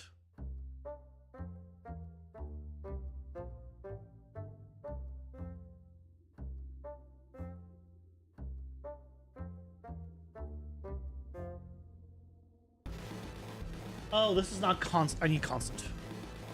F enter to constant. Because this slows down. I don't want it to slow down. Otherwise, right, it's like right before it gets to you, it's gonna nicely slow down and be gentle. We don't want it to be gentle.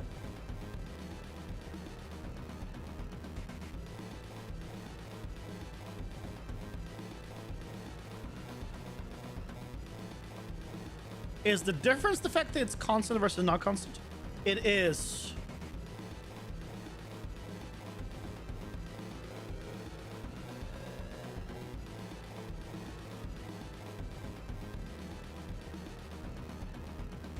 Okay, why did it turn? This is still closer.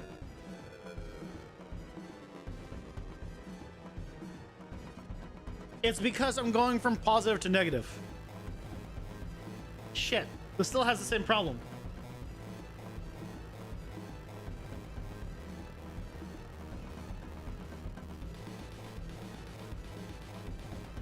You're back, you're doing your peanut thingy?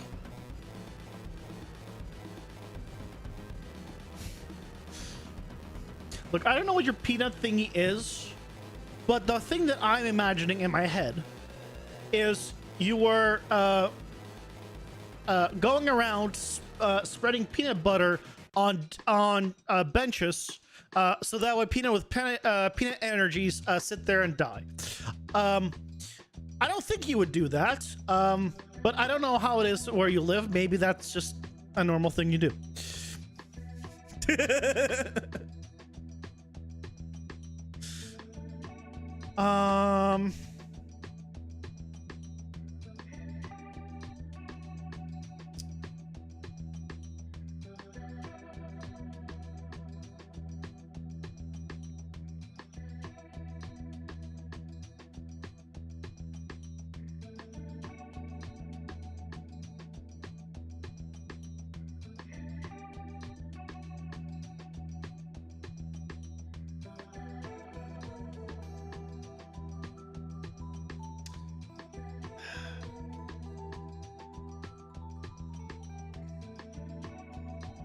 how do I rotate him?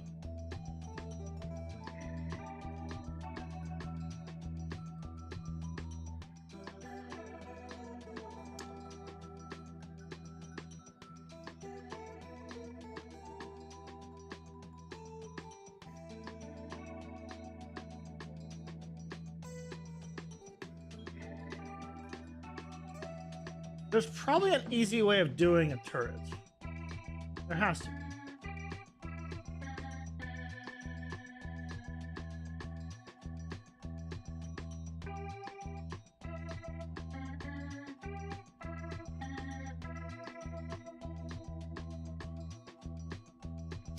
It's the same thing we ran into before.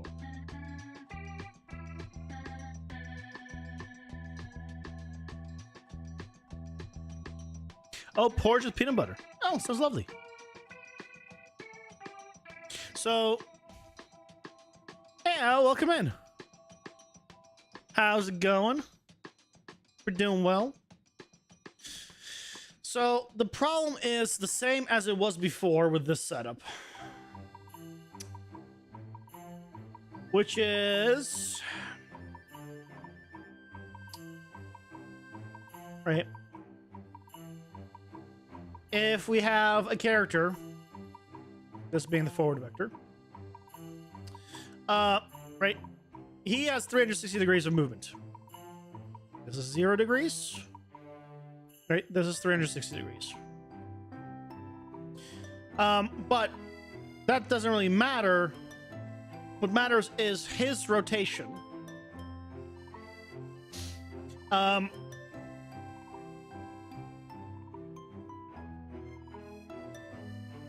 For some reason, when I come here and he's like, oh no, I need to, based on his rotation, I'm in the negatives. So if I was to run from here to here, right, I'm at like 200 degrees effectively. So he's going to start going this way all the way around until he reaches 200 degrees instead of going this way. That is faster.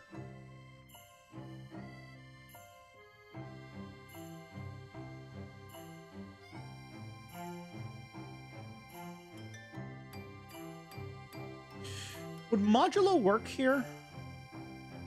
No. It still won't go negative. It still wouldn't go from 0 to 360.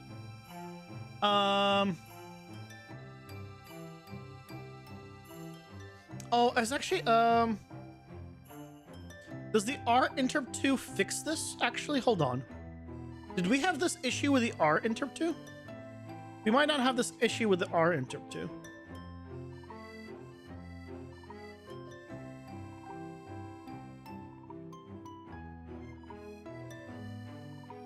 This might have been fine here.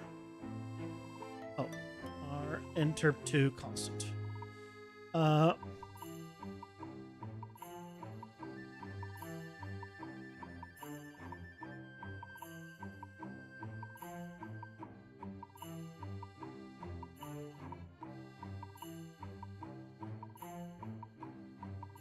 me just double check.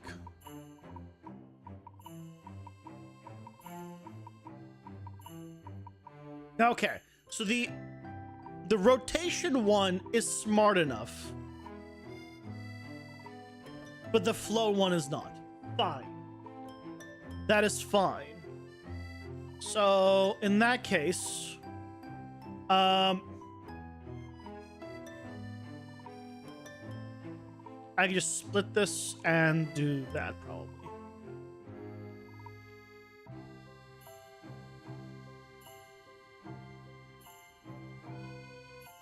Okay. That's good to know. So the rotator one is built in to already be smart enough. Sometimes it's crazy how much you know about Unreal. What do you mean?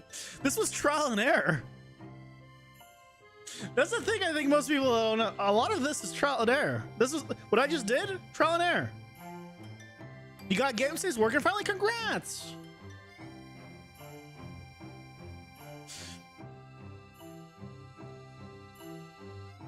Like, a little bit of Googling and trial and error is all you need.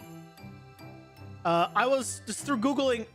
I didn't even see it, but I was reminded. Oh yeah, the interim too, because it was. I think it came up the word, and I was like, oh yeah.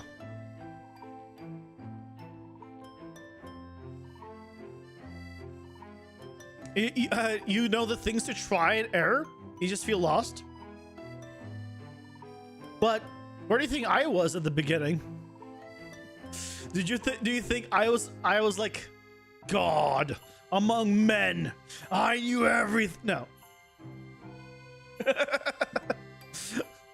I also started the same place as you. I was not a god among men. Again, my only quote-unquote superpower that I think is like above average is my ability to remember and learn things. That's the only thing I can give myself in comparison to just everyone, right? Other than that, it just takes longer, sure, but you should still be able to get it.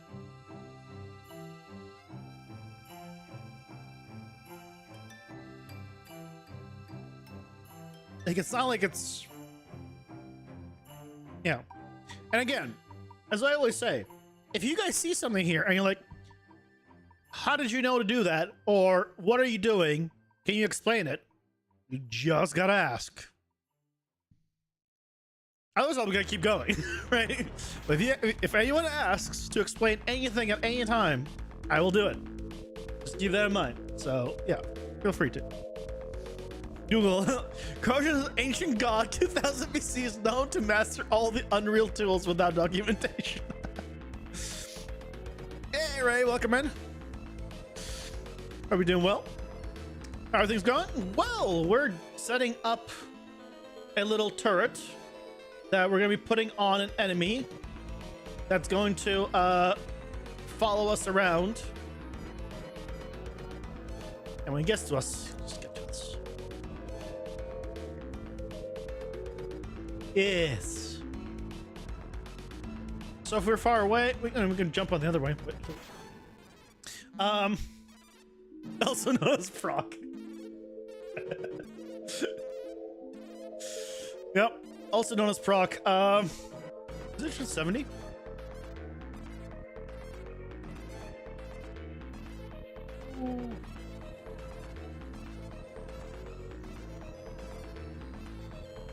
Yeah, I want it so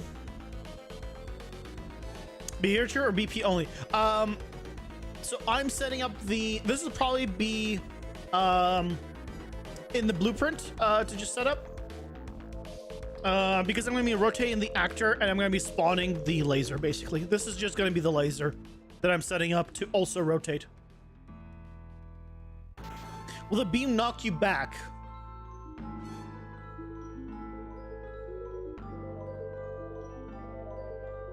It's not a bad idea, but I feel like if it knocks you back, you'll be stuck in the beam forever. We can try it. I'm not saying no. You can try it.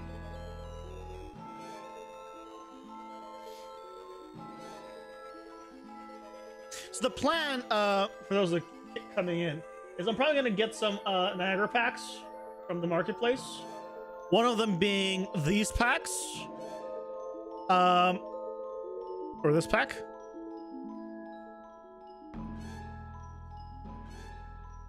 Just can't just play it. Where I'm gonna have basically probably this flamethrower, or maybe the lightning ones. I don't know. Honestly, I'll figure out which one I want to use. Not the water one for sure.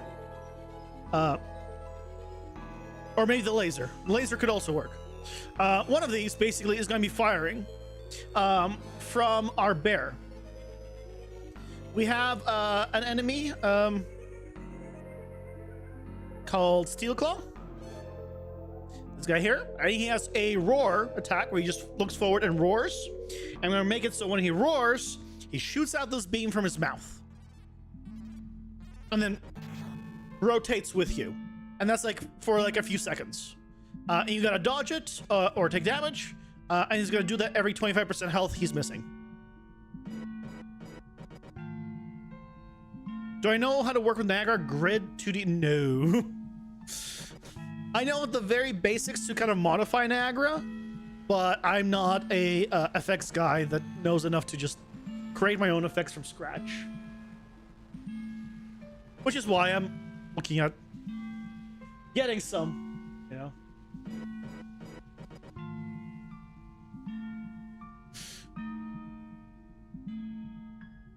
It could just set a cooldown for the knockback.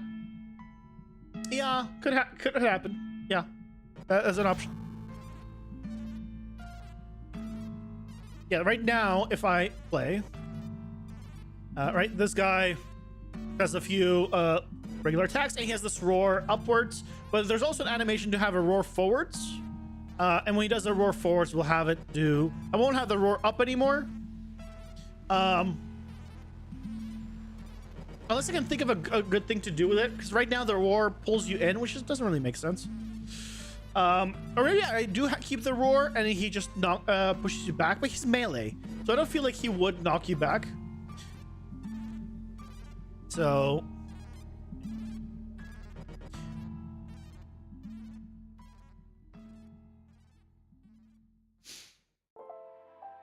okay, okay, how is this for speed? You know what? Let's put this like out here so I can really test with it. So if I'm here, he can keep up. If I go inside, okay, this is perfect. I might want to do it a little bit faster, honestly. Right, so I want to do it where you have to come in close to the enemy to stay out of it. And then it basically keeps up with you. So let's do, maybe let's try 80. I'll probably need to tweak it down the line. But again, if I come here, right, I'm going too fast. This is like relatively easy to stay safe around him. So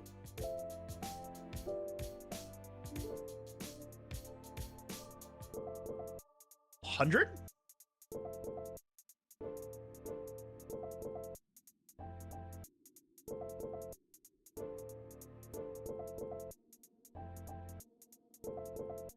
I mean, honestly, 100's pretty good.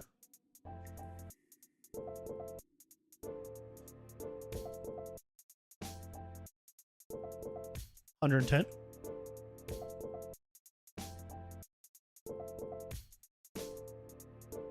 Bam! Laser.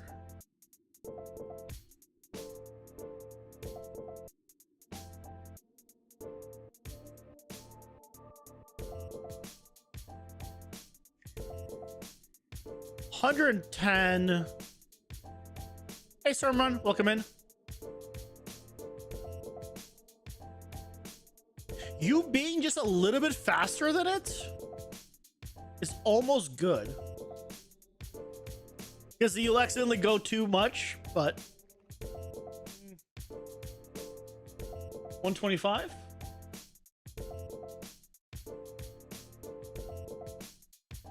And you have player Stark at the back of the turret. No, this is a so this is, again, this is the bear that happens, right? This is the bear that attacks. Wrong one. So what we have is kind of an in-between phase. Every 25% HP he loses, he becomes invulnerable, and he does that attack, which follows you for a little bit of time. Let's say 10 seconds. After 10 seconds, go back to the fight. Because he is a cyborg bear. Maybe he won't be. He probably won't be invulnerable during that time. He probably will be fine. I'm thinking. No invulnerability, but maybe he'll be. Maybe he'll be a little tankier. We'll see. Maybe we'll keep him the same. Because depending on his amount of health he has, we don't need to make him tankier. So yeah, at 24% increase for like 10 seconds, he will do the animation, start the laser.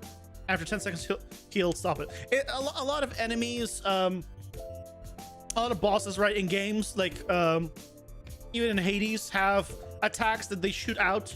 They kind of track with the player, and they have to like run around. And then you can keep attacking them, but just it's safer to just avoid the attack. So that's the plan. And right now I'm trying to get the speed of this figured out, where basically I want it to be like following the player. Yeah, that's pretty good. Maybe a tiny bit. No, actually, that's depending on the size of him. That's actually really good. Yeah, I'm gonna go with that probably as our speed. Very bigger laser, to be fair, so that seems good. So today I learned that Interp 2 rotation actually understands positive and negative rotations and like flipping on itself, while Float doesn't. F Interp 2. This doesn't.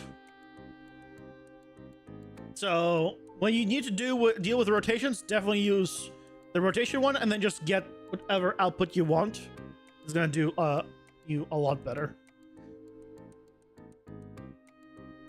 In rearranging your house, everything went 90 degrees to the left. Wait, your physical house? Because you're now, the next thing you were talking about is Unreal. Did you move all your furniture 90 degrees to the left? Did it fit? You made yourself a loading screen that has an empty crystal that fills up as time goes by. It's not really a loading screen, but it delays the big levels by 10 seconds so things can load. Just a widget. A lot of times that is what loading screens are. Oh my god, where is it?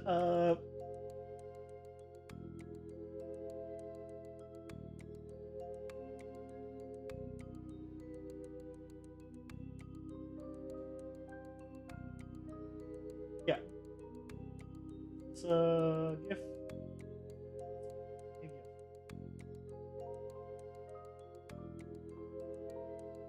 It's animated. It's animated version.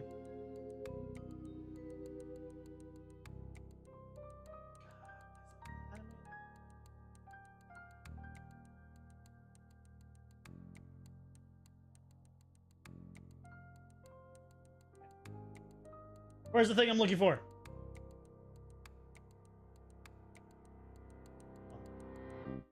This one will work. Yeah, so, you know, loading bars, the real loading bars are this. This is what a real loading bar is. You just don't see the depth of a loading bar, which is why there's, you know, pauses. In reality, loading bars are created like this.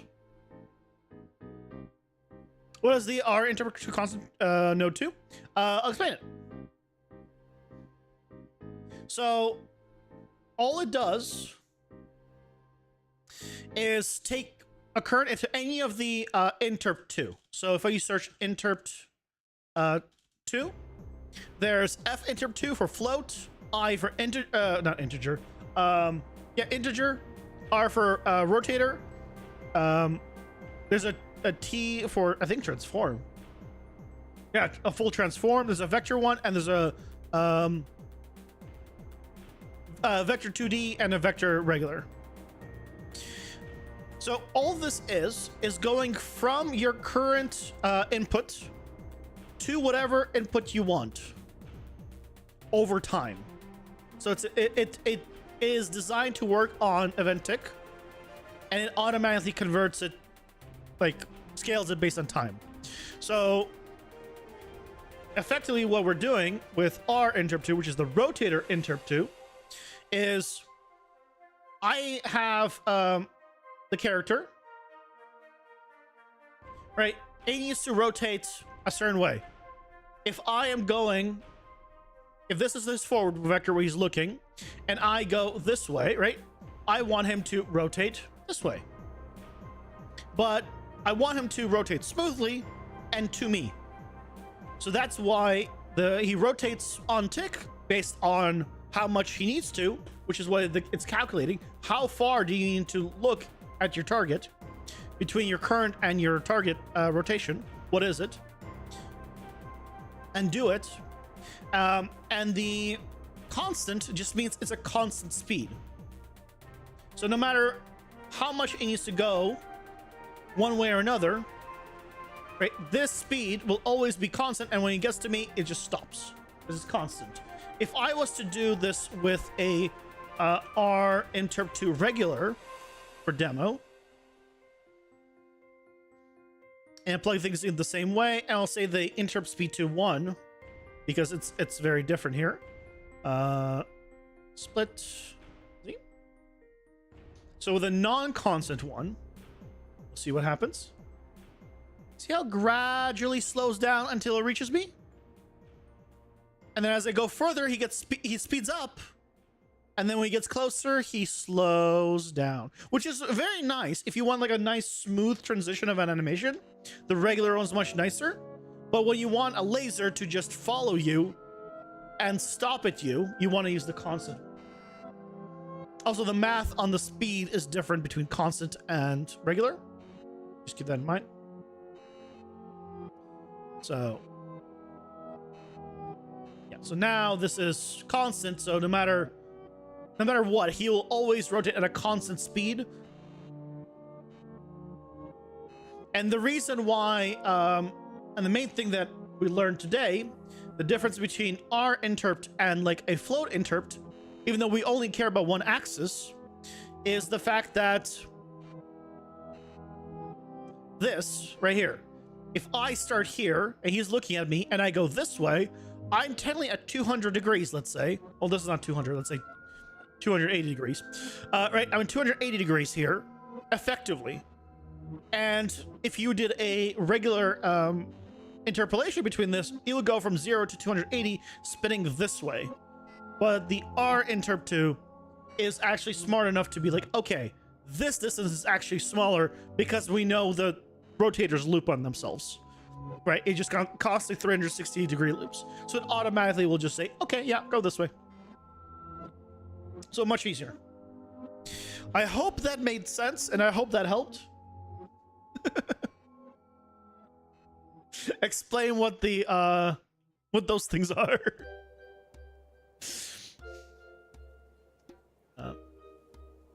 Okay. Didn't even know this node existed. Pretty cool. Yeah, it's basically a great way of doing a smooth animation between values. That's how you do like the bars, the health bar, stamina, the stamina bars especially, right? You want stamina to smoothly raise up and smoothly raise down when you as you run. That's where you would use like a F interp 2 and run. Right, you would interrupt it from the current one to the next one, and then it'll be smoothly, it'll smoothly move. Hey Damien, welcome in. How's it going? Is buying assets the way to go, even if you're still in prototype phase of a game, or do you try to make everything from scratch? Right now, I'm not really buying assets except for one thing, which is going to just help me, which is effects. I'm going to buy some effects, probably. These guys here. I'm not an effects person, so this would be hard for me to make in general. So I'm probably going to grab some effects. I'm going to use this one for the boss. I'm also going to get some blood splatter. That seems pretty good. So I wouldn't buy assets, like let's say props. The reason is when you're in prototyping phase, you shouldn't be placing any assets to begin with. If we go to the hub and we like play the game, right? And load into the game. That's a great explanation. I'm glad it helped. First time loading. Always slow.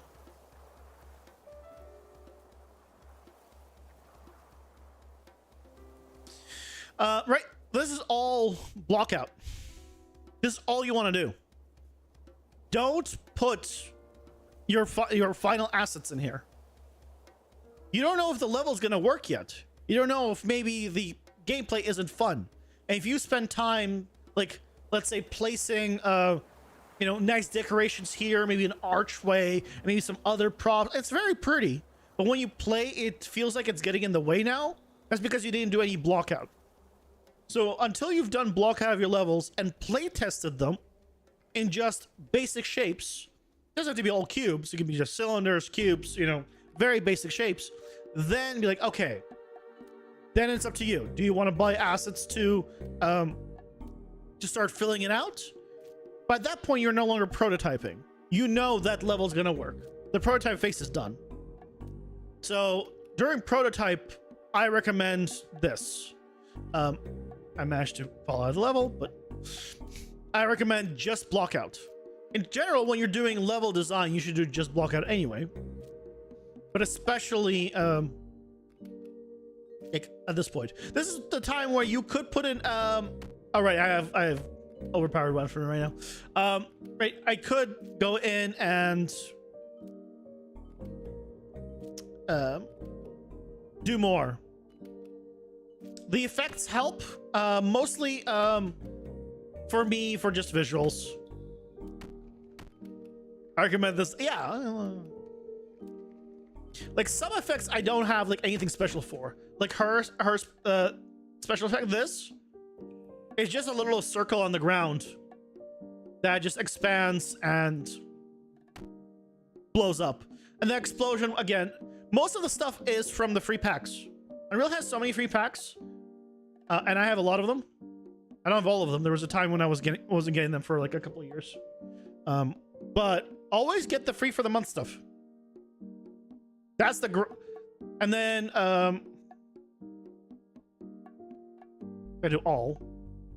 This all free. This is all free, or most. Let's say 95% of it is free for the month stuff that I got over the years.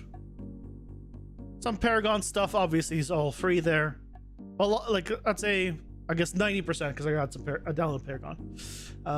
Is like free for the month stuff. This realistic starter VFX pack, did I buy it? No. The only few things that I bought were animations at one point and effects. Although I haven't bought effects yet. I will be buying effects. Animations also. But that's just because I'm not good at that. I could do it, but it's a matter of time investment. And that's kind of animation especially is needed for prototyping. Not really. You could do just basic T-pose movement. It'll be fine. It'll work.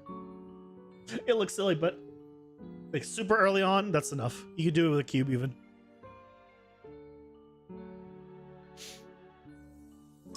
Okay, so we have this.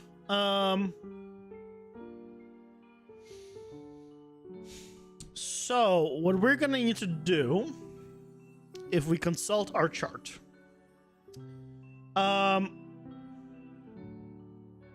let's check out phase 1. So let's check out our Steel Claw. Let's go to his AI.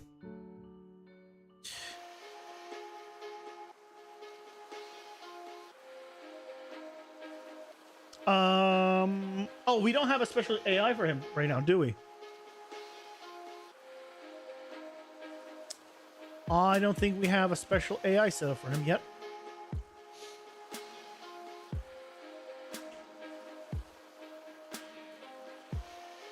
An AI controller tree. Yeah, he's just using the regular one. Okay. So I'm gonna grab the Great Spider one we just did. I'm gonna make a new one for him. Steel Claw. Sign it.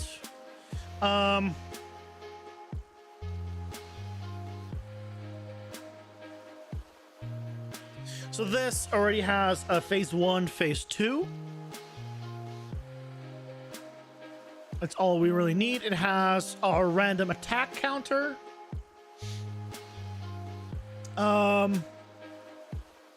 Which we might modify.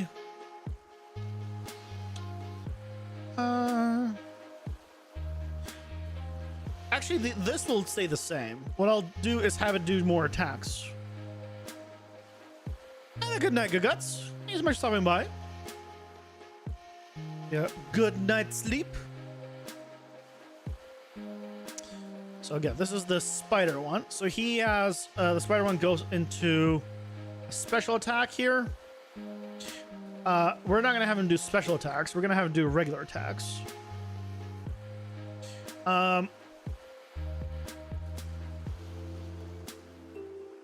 So we're gonna do still regular attacks, but I'm gonna have him do 1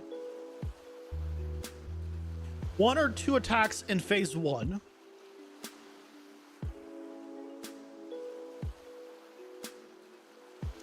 And potentially up to, I'm gonna go up crazy, I'm gonna go up to 4 attacks. Potentially in phase 2. Or yeah.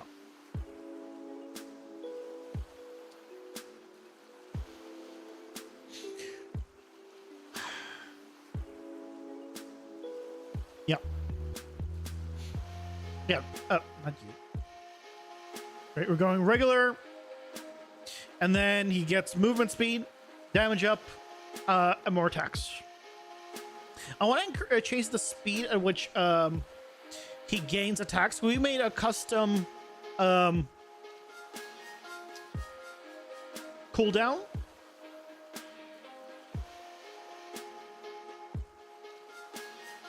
But oh, we can do. You know what? We can do a selector. Selector. We're gonna have this just twice here. And I'm gonna say if we're in phase 2, then we go with the first one. If not, we'll go with the second. So by default, between 2 and 4 seconds, and otherwise the attacks will be between 1 and 3 seconds. I might need to play with it, but this allows us to have him be more aggressive in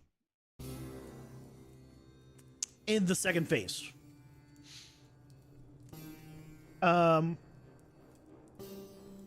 Maybe a little less, even less, so like 2 to 5. 2.5 to 5 in the first phase. Yeah, that's fine. Yeah, in phase 1, he's just doing 1 or 2 attacks. Second attack chance, 60%. Yeah, that's fine.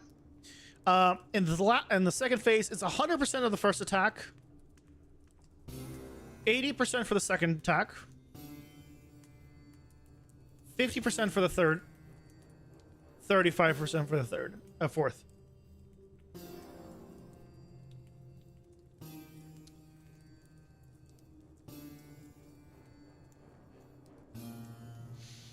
That seems like a good way of doing it. And here, this is the special, so we don't need the special with him here. He'll always do the sequence of attacks. Yep. For this one, we don't need the other attacks. He'll always do this. So he's just a little more aggressive. The laser is going to be its own thing. It's going to go from montage. So we don't need to put it into the behavior tree. I'm using Unreal. I haven't seen it anywhere, but keeping up with this game in particular because the style is interesting. Oh, thank you. So I originally, my first Unreal was UDK. Like, Unreal Tournament 3 in college, like 2000, not even college, I think it was high school. Like 2008-ish, around there. That was like my first, like, dive into it. It wasn't like, I didn't really dive headlong into it until much later, Unreal 4. I started really diving into it. Like just for like assets and environment stuff and learning like that kind of stuff and materials. I love materials. More so like 2015 onwards.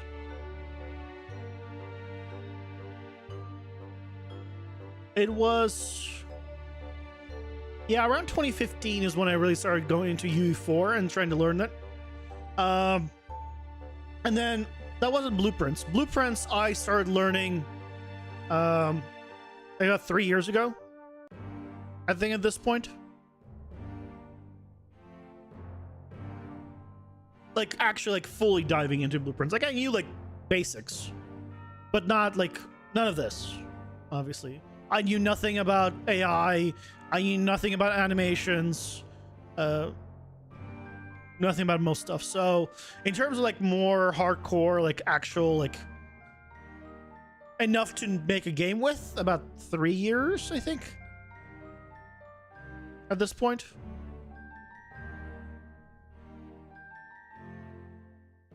You know how to do what's on the screen right now? The NPC A stuff? Yeah, you will eventually. Absolutely. At one point, I didn't understand it either. And the beauty, again, the way I learned, trial and error, and YouTube videos. Or YouTube tutorials.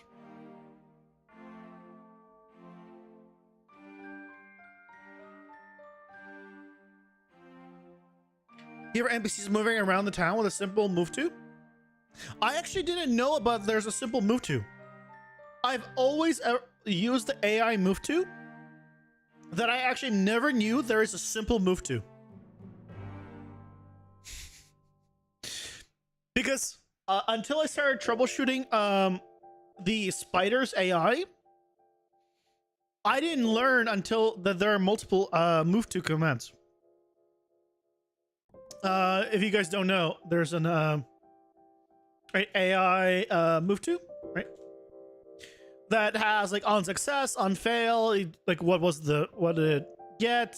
You can put it in either target actor or destination, with the radius on that. You can stop an overlap, which is like a great thing. All right, this is like a nice AI move to. There's also a simple move to actor and move to location. That's it. It doesn't have like a check, success, fail. It doesn't have like a radius or a like accessible radius or anything. Like, right, this is a very simplified thing. This is just like, what am I moving and where is it moving to? Right? This is more advanced. There's success, fails. You can do things when they're moving. Yeah, I didn't learn about these because I've never used them. It's like, cool, that's actually good to know. This is probably a lot cheaper in costs if you're just moving like boxes around or something like that, right? As AI, you don't need to have like all advanced checks and stuff. Well, like, did it get to it? Did it not? Because the other thing, this, I don't remember if this one probably will follow you. Actually, I'm not sure. Probably will follow you. This one will obviously not. You have an event that fires on the NPC when you enter the town that spawns the NPCs and starts movement. 4 to 6 move nodes when talking with talk animations. They stop by a nearby NPC. I would I mean, yeah, I would look into. That's fine. You could do that all in Blueprint, yeah. You don't need to have this for just move to. I like if for just regular move to, I wouldn't use this. Like, there's no reason to. This is like, I have attacks here with sequences and stuff, right? Like, I have like checks. Hey, do I have tokens? Set my movement speed. Can I attack? Please do the checks.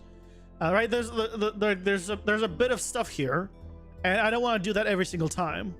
So, and then I have variables that obviously I need to change depending on the thing. like this has like pause delays, right? That I've built in that basically right, with this guy, just real quick, right? When he attacks, he does his melee attacks. His animation. Oh well, I changed his stuff.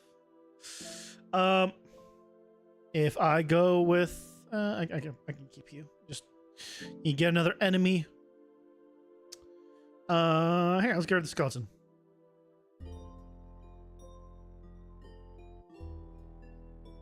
Right, so the skeleton pauses the animation and then attacks. He does a hold, and that's procedural. That's not me like adjusting the, and I can change the timing on that. It's also varied, so it's not always exactly the same hold time. But you can see, right? Very nice. So that's the kind of stuff you don't want to keep always doing. I just give that same assignment to all my enemies and it'll work. And that's where like the behavior trees can work. For the stuff you're doing, just moving around and move to a specific location and stop, move to a specific location and stop. Yeah, you don't need it.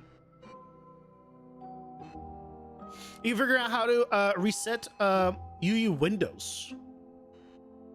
When you change your room around, your 5 TVs are in different locations. So you're missing windows. I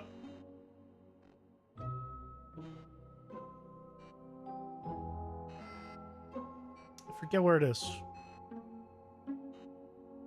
Window, load layout, default editor layout. You can also save layouts if you want. But yeah, just go to window, load layout, and just load the default one, and then you'll reset back. And if you've changed a lot of it for your layouts, just hit save and save it as an actual layout. You're gonna buy her. You're gonna buy my game. Well, I appreciate the thought. Yeah, I just hope to get make a fun experience that's different enough, like from like every other roguelike that's out there. That's the goal. As long as it's fun, I don't care about the rest. Like as long as people have fun. Right. That's why why is there blood splatter, right?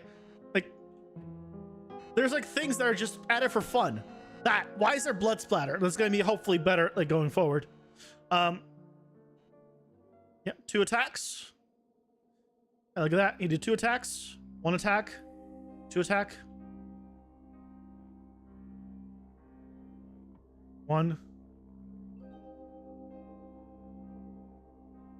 Do I still find myself in tutorial hell sometimes? I've never found myself in tutorial hell. I've never had that problem. I've watched tutorials, a lot of them. But so here's the thing. There's multiple ways of watching a tutorial. And tutorial help happens when you just watch.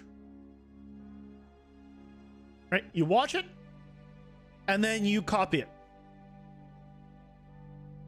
And then you watch it and then you copy it. If you're doing this, stop. Stop it. What's that phrase mean? Tutorial hell, it means you're constantly watching tutorials, you're doing them, but you're not learning. And so you're watching more tutorials and you're doing more stuff and you're still not learning. I've never had this problem. And the reason is I watch tutorials for different things. When I watch a tutorial, I don't just copy. I will copy it, yes, but else it will not ever go back to watching. It'll go to copy and then either improve or like implement or change. I do something. Either improve, change, right? Something that now makes it, how do I use whatever I just learned in my setup? Let's say the tutorial was how do you make like simple buttons in a UI, right? Let's say I make simple buttons. Okay. Well, now I know enough to make buttons. Okay. Can we make like, how do I make now a menu? Can I make different menus? Okay, well, I know like the logic's there, so can I just load levels? Okay, now we're loading levels. And now I've gotten this basic stuff that I needed, and I've improved it, and I've like learned from it. And by actually trying things from the stuff I've learned, it gets a lot better. The other thing is, the other thing I do is I don't watch and copy. I watch but I don't watch it for like a specific like tutorial. It might be something I already know. I watch for specifically new methods.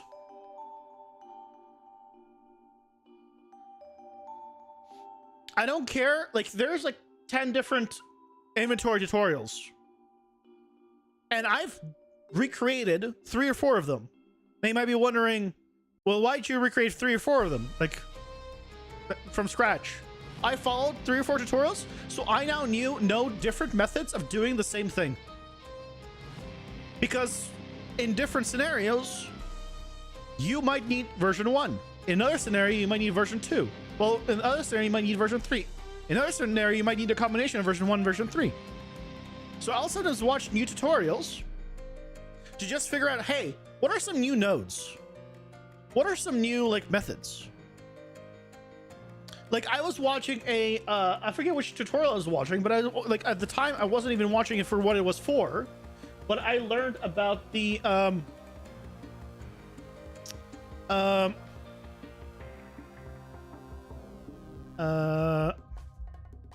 calculated velocity in a, is it velocity? No, what's my jump one? It's probably not calculated.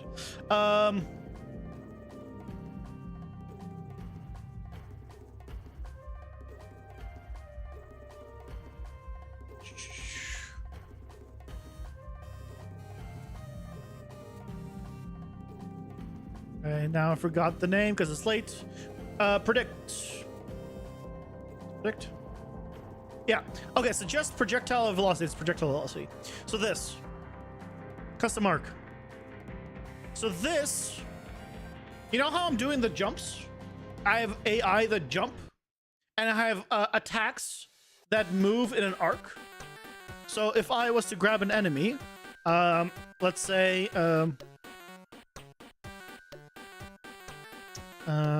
Alt 2D. It's probably not the best one. Actually, it doesn't matter who I grab. Here, come here. He jumps up. And he jumps down. And this is done through... Yeah, he's not really good at jumping. He's too big. It's the thing. That is done through this. Because from here, I check my start position, my end position, how, if I want to change my gravity, mine is different, and, like, what kind of arc do I want? A low arc or a high arc? And then from here, I can do launch character.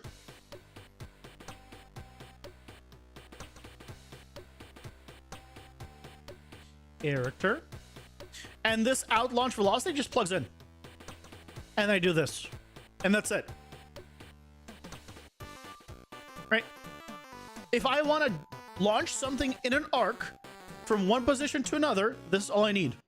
And if I want, I can do subject projectile velocity moving target. And now it will jump right on top of me. No matter where I am at that moment, it will predict it. So I can offset it, but I just put in a target actor and it'll actually calculate all the movement stuff. And this is the big one for me. This has a time to target. This is the one I use. I really like this one because it has a time to target, which means I can say, I want this jump from point A to point B to take 10 seconds or 0.1 second, which is pretty big. And you might be wondering like, well, I don't want it to follow the player. I just want it to go to where he was last. The way I'm doing that is I take the player's location, then I store it by spawning a blank actor where he was, piping that into the target actor, and after I launch myself, I destroy that target actor. because I don't need it anymore. So I make a dummy actor that I use and delete. And then I can basically, I don't jump to me, I jump to where I was at that time. Super great, suggest projectile velocity. Otherwise, it's like lots of math to like actually do like calculating arcs and like all of that. It's very complicated. But that, yeah. This is why I watch for new methods. Because you learn stuff like this. Like it was like a 30-minute tutorial or something on something I at the time didn't need. And then I think it was AI actually. I think I was watching AI, but it was like the time when I didn't need. I was like, oh, let's just see what this is all about. Like, how does he do it? Just curious. And I learned about that node. I'm like, cool. Learn a node. That means it was not a waste of a tutorial. And I might skip through it. I watched all tutorials pretty much at 2x speed. Yeah, don't count on me on watch time. Although, to be fair, my watch time on my tutorials is also hot garbage. It's like 3 minutes, 3-something minutes. Because most people just click on it, scrub through it. Is this interesting? No. That's how it is. Yeah. Cool. So we have the bases done for Steel Claw, which is awesome. I can probably kill his investigation and searching and all that. Why is this investigation stage? Oh, it's just called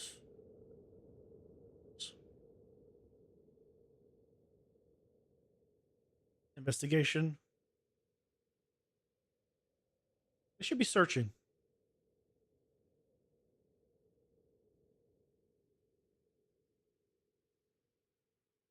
Searching. That means the other one's also wrong.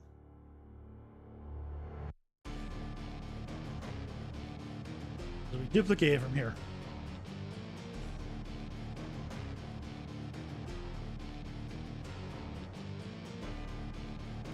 Searching.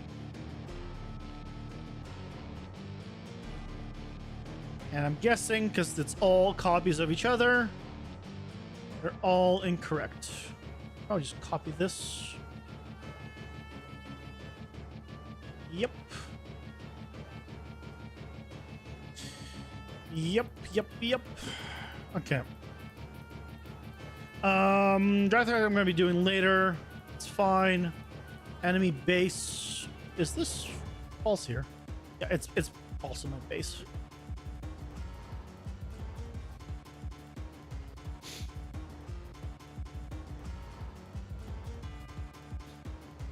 Yeah, you gotta make it your own instead of just copying. Absolutely. Day-night cycle is for like 10 different people. Yeah, exactly. It's all the shorts, our attention spans are ruined. Well, no, for me, like, if it's a tutorial that's like complicated, like I'll watch it like slower. The other thing that a lot of tutorials I found, at least on Unreal, do, is they don't cut enough. I cut my videos like, if I take a breath, I'm cutting that. If I just have like a 0.5 second gap, I'm cutting it. And that like adds up. Like by the end, like I will just removing those little pauses, like I'll take a 30-minute video to a 20-minute video. Just from that, just from the pauses. No information was removed. Like, and no like big pause. This is just like, hey, I already cut it, but now I'm removing the little gaps. Now, by removing those little gaps, I've shortened and I saved you 10 minutes. And that's the thing. Because I've shortened it and saved you time, now... right, it's a lot better.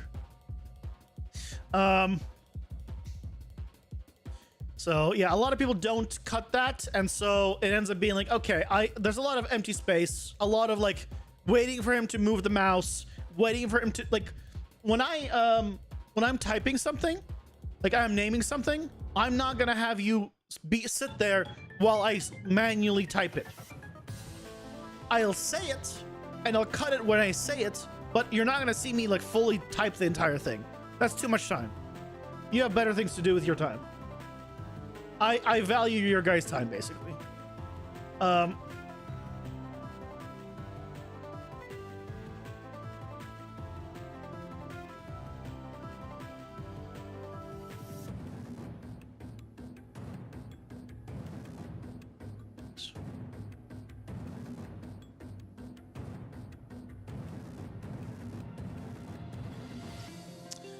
I'm not saying everyone's like this, but too many are. And so that's why I tend to watch tutorials at 1.5 or 2x speed. We're just evolving more info in just 1 minute. I cannot do tutorials in short format. I know there is a content creator that does some PCG stuff, that does tutorials as shorts. Can't do it. I couldn't even watch it. Not because the editing is bad, not because the content is bad. It's too slow. Like you can't scrub a short. You have to sit there. And if you missed something, you have to watch the entire thing over. I think shorts are an absolutely terrible format for tutorial-like information where you want to potentially check again or pause, right? As a format, I think tutorials don't work on shorts. There's one guy you watch, there's a lot of you bet like a 50 a minute, and he knows what he is doing, so you learn a lot. And you learn more about being mad at him. You click that button and he opens the short as a video. Yeah, but that's now it's extra work, right? Now I have to now I'm watching a video. But if it's watching a video, why is it vertical? I don't want it to be vertical. I want the whole thing, right? I'd rather have a better. I'd rather have the video. That's what I'm saying. But you go to the video. You don't go to the short. Royal Skies does it in shorts. That name sounds familiar.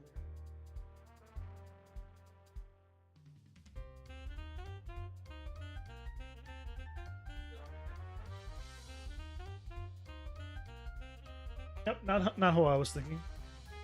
Are you sure it's Royal Skies? He only has like 9 shorts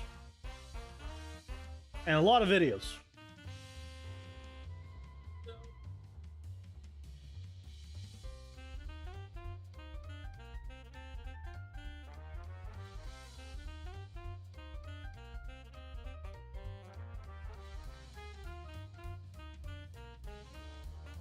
Yeah, I don't know who. Oh, I think I found. Did I find? Yeah, here it is.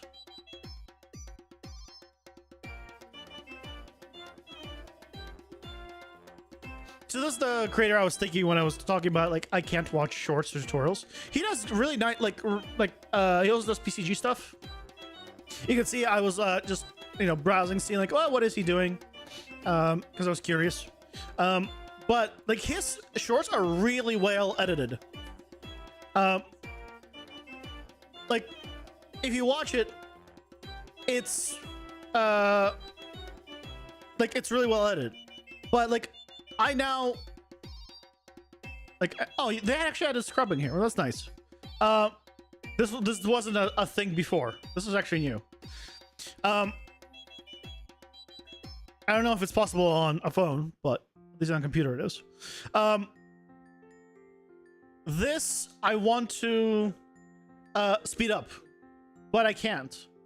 His stuff is really well edited, but I want to go because I already know the basics. I want to just go through this really fast, and because I can't 2x speed, being able to rewind now is nice.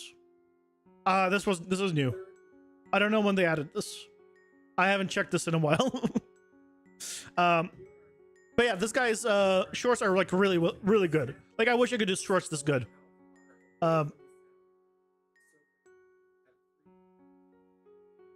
but this is not the format for me for learning tutorials.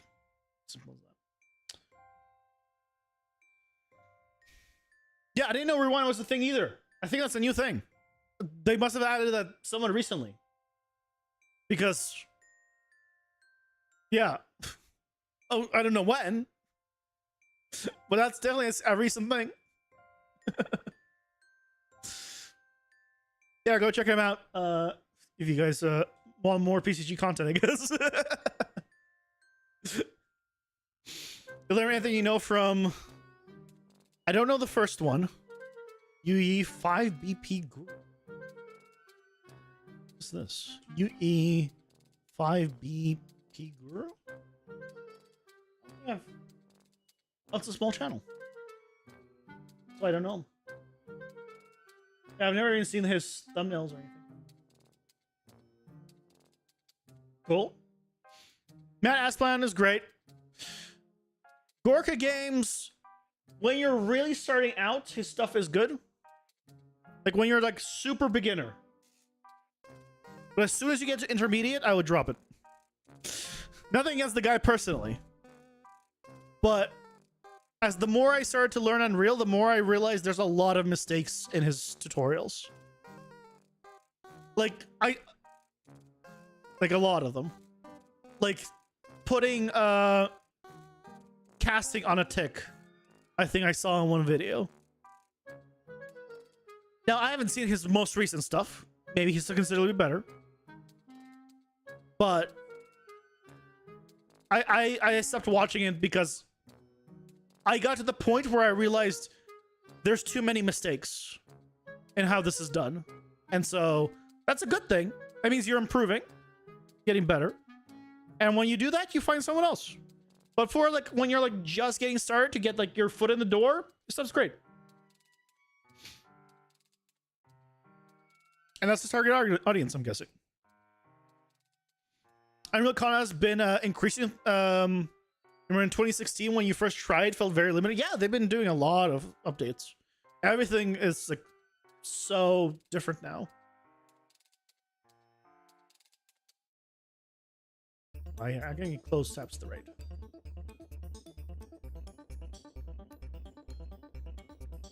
Like today, recently? Yeah. You always had to change some stuff on your own ways? Yep. No, that's fine. As long as you're prepared for that, you're good. Okay, guys. It's been fun. Gonna call it a night here. Got some good stuff done. We got the whole plan for figured out for what we're doing for him. We got the laser figured out, so all good things. So tomorrow I might be not working on this. I might be doing some PCG planning for the weekend's video. Working on and prototyping some stuff for the PCG building series for the weekend. So if you don't want spoiled, I guess don't watch tomorrow. Or if you want to see how I go through figuring stuff out, watch tomorrow.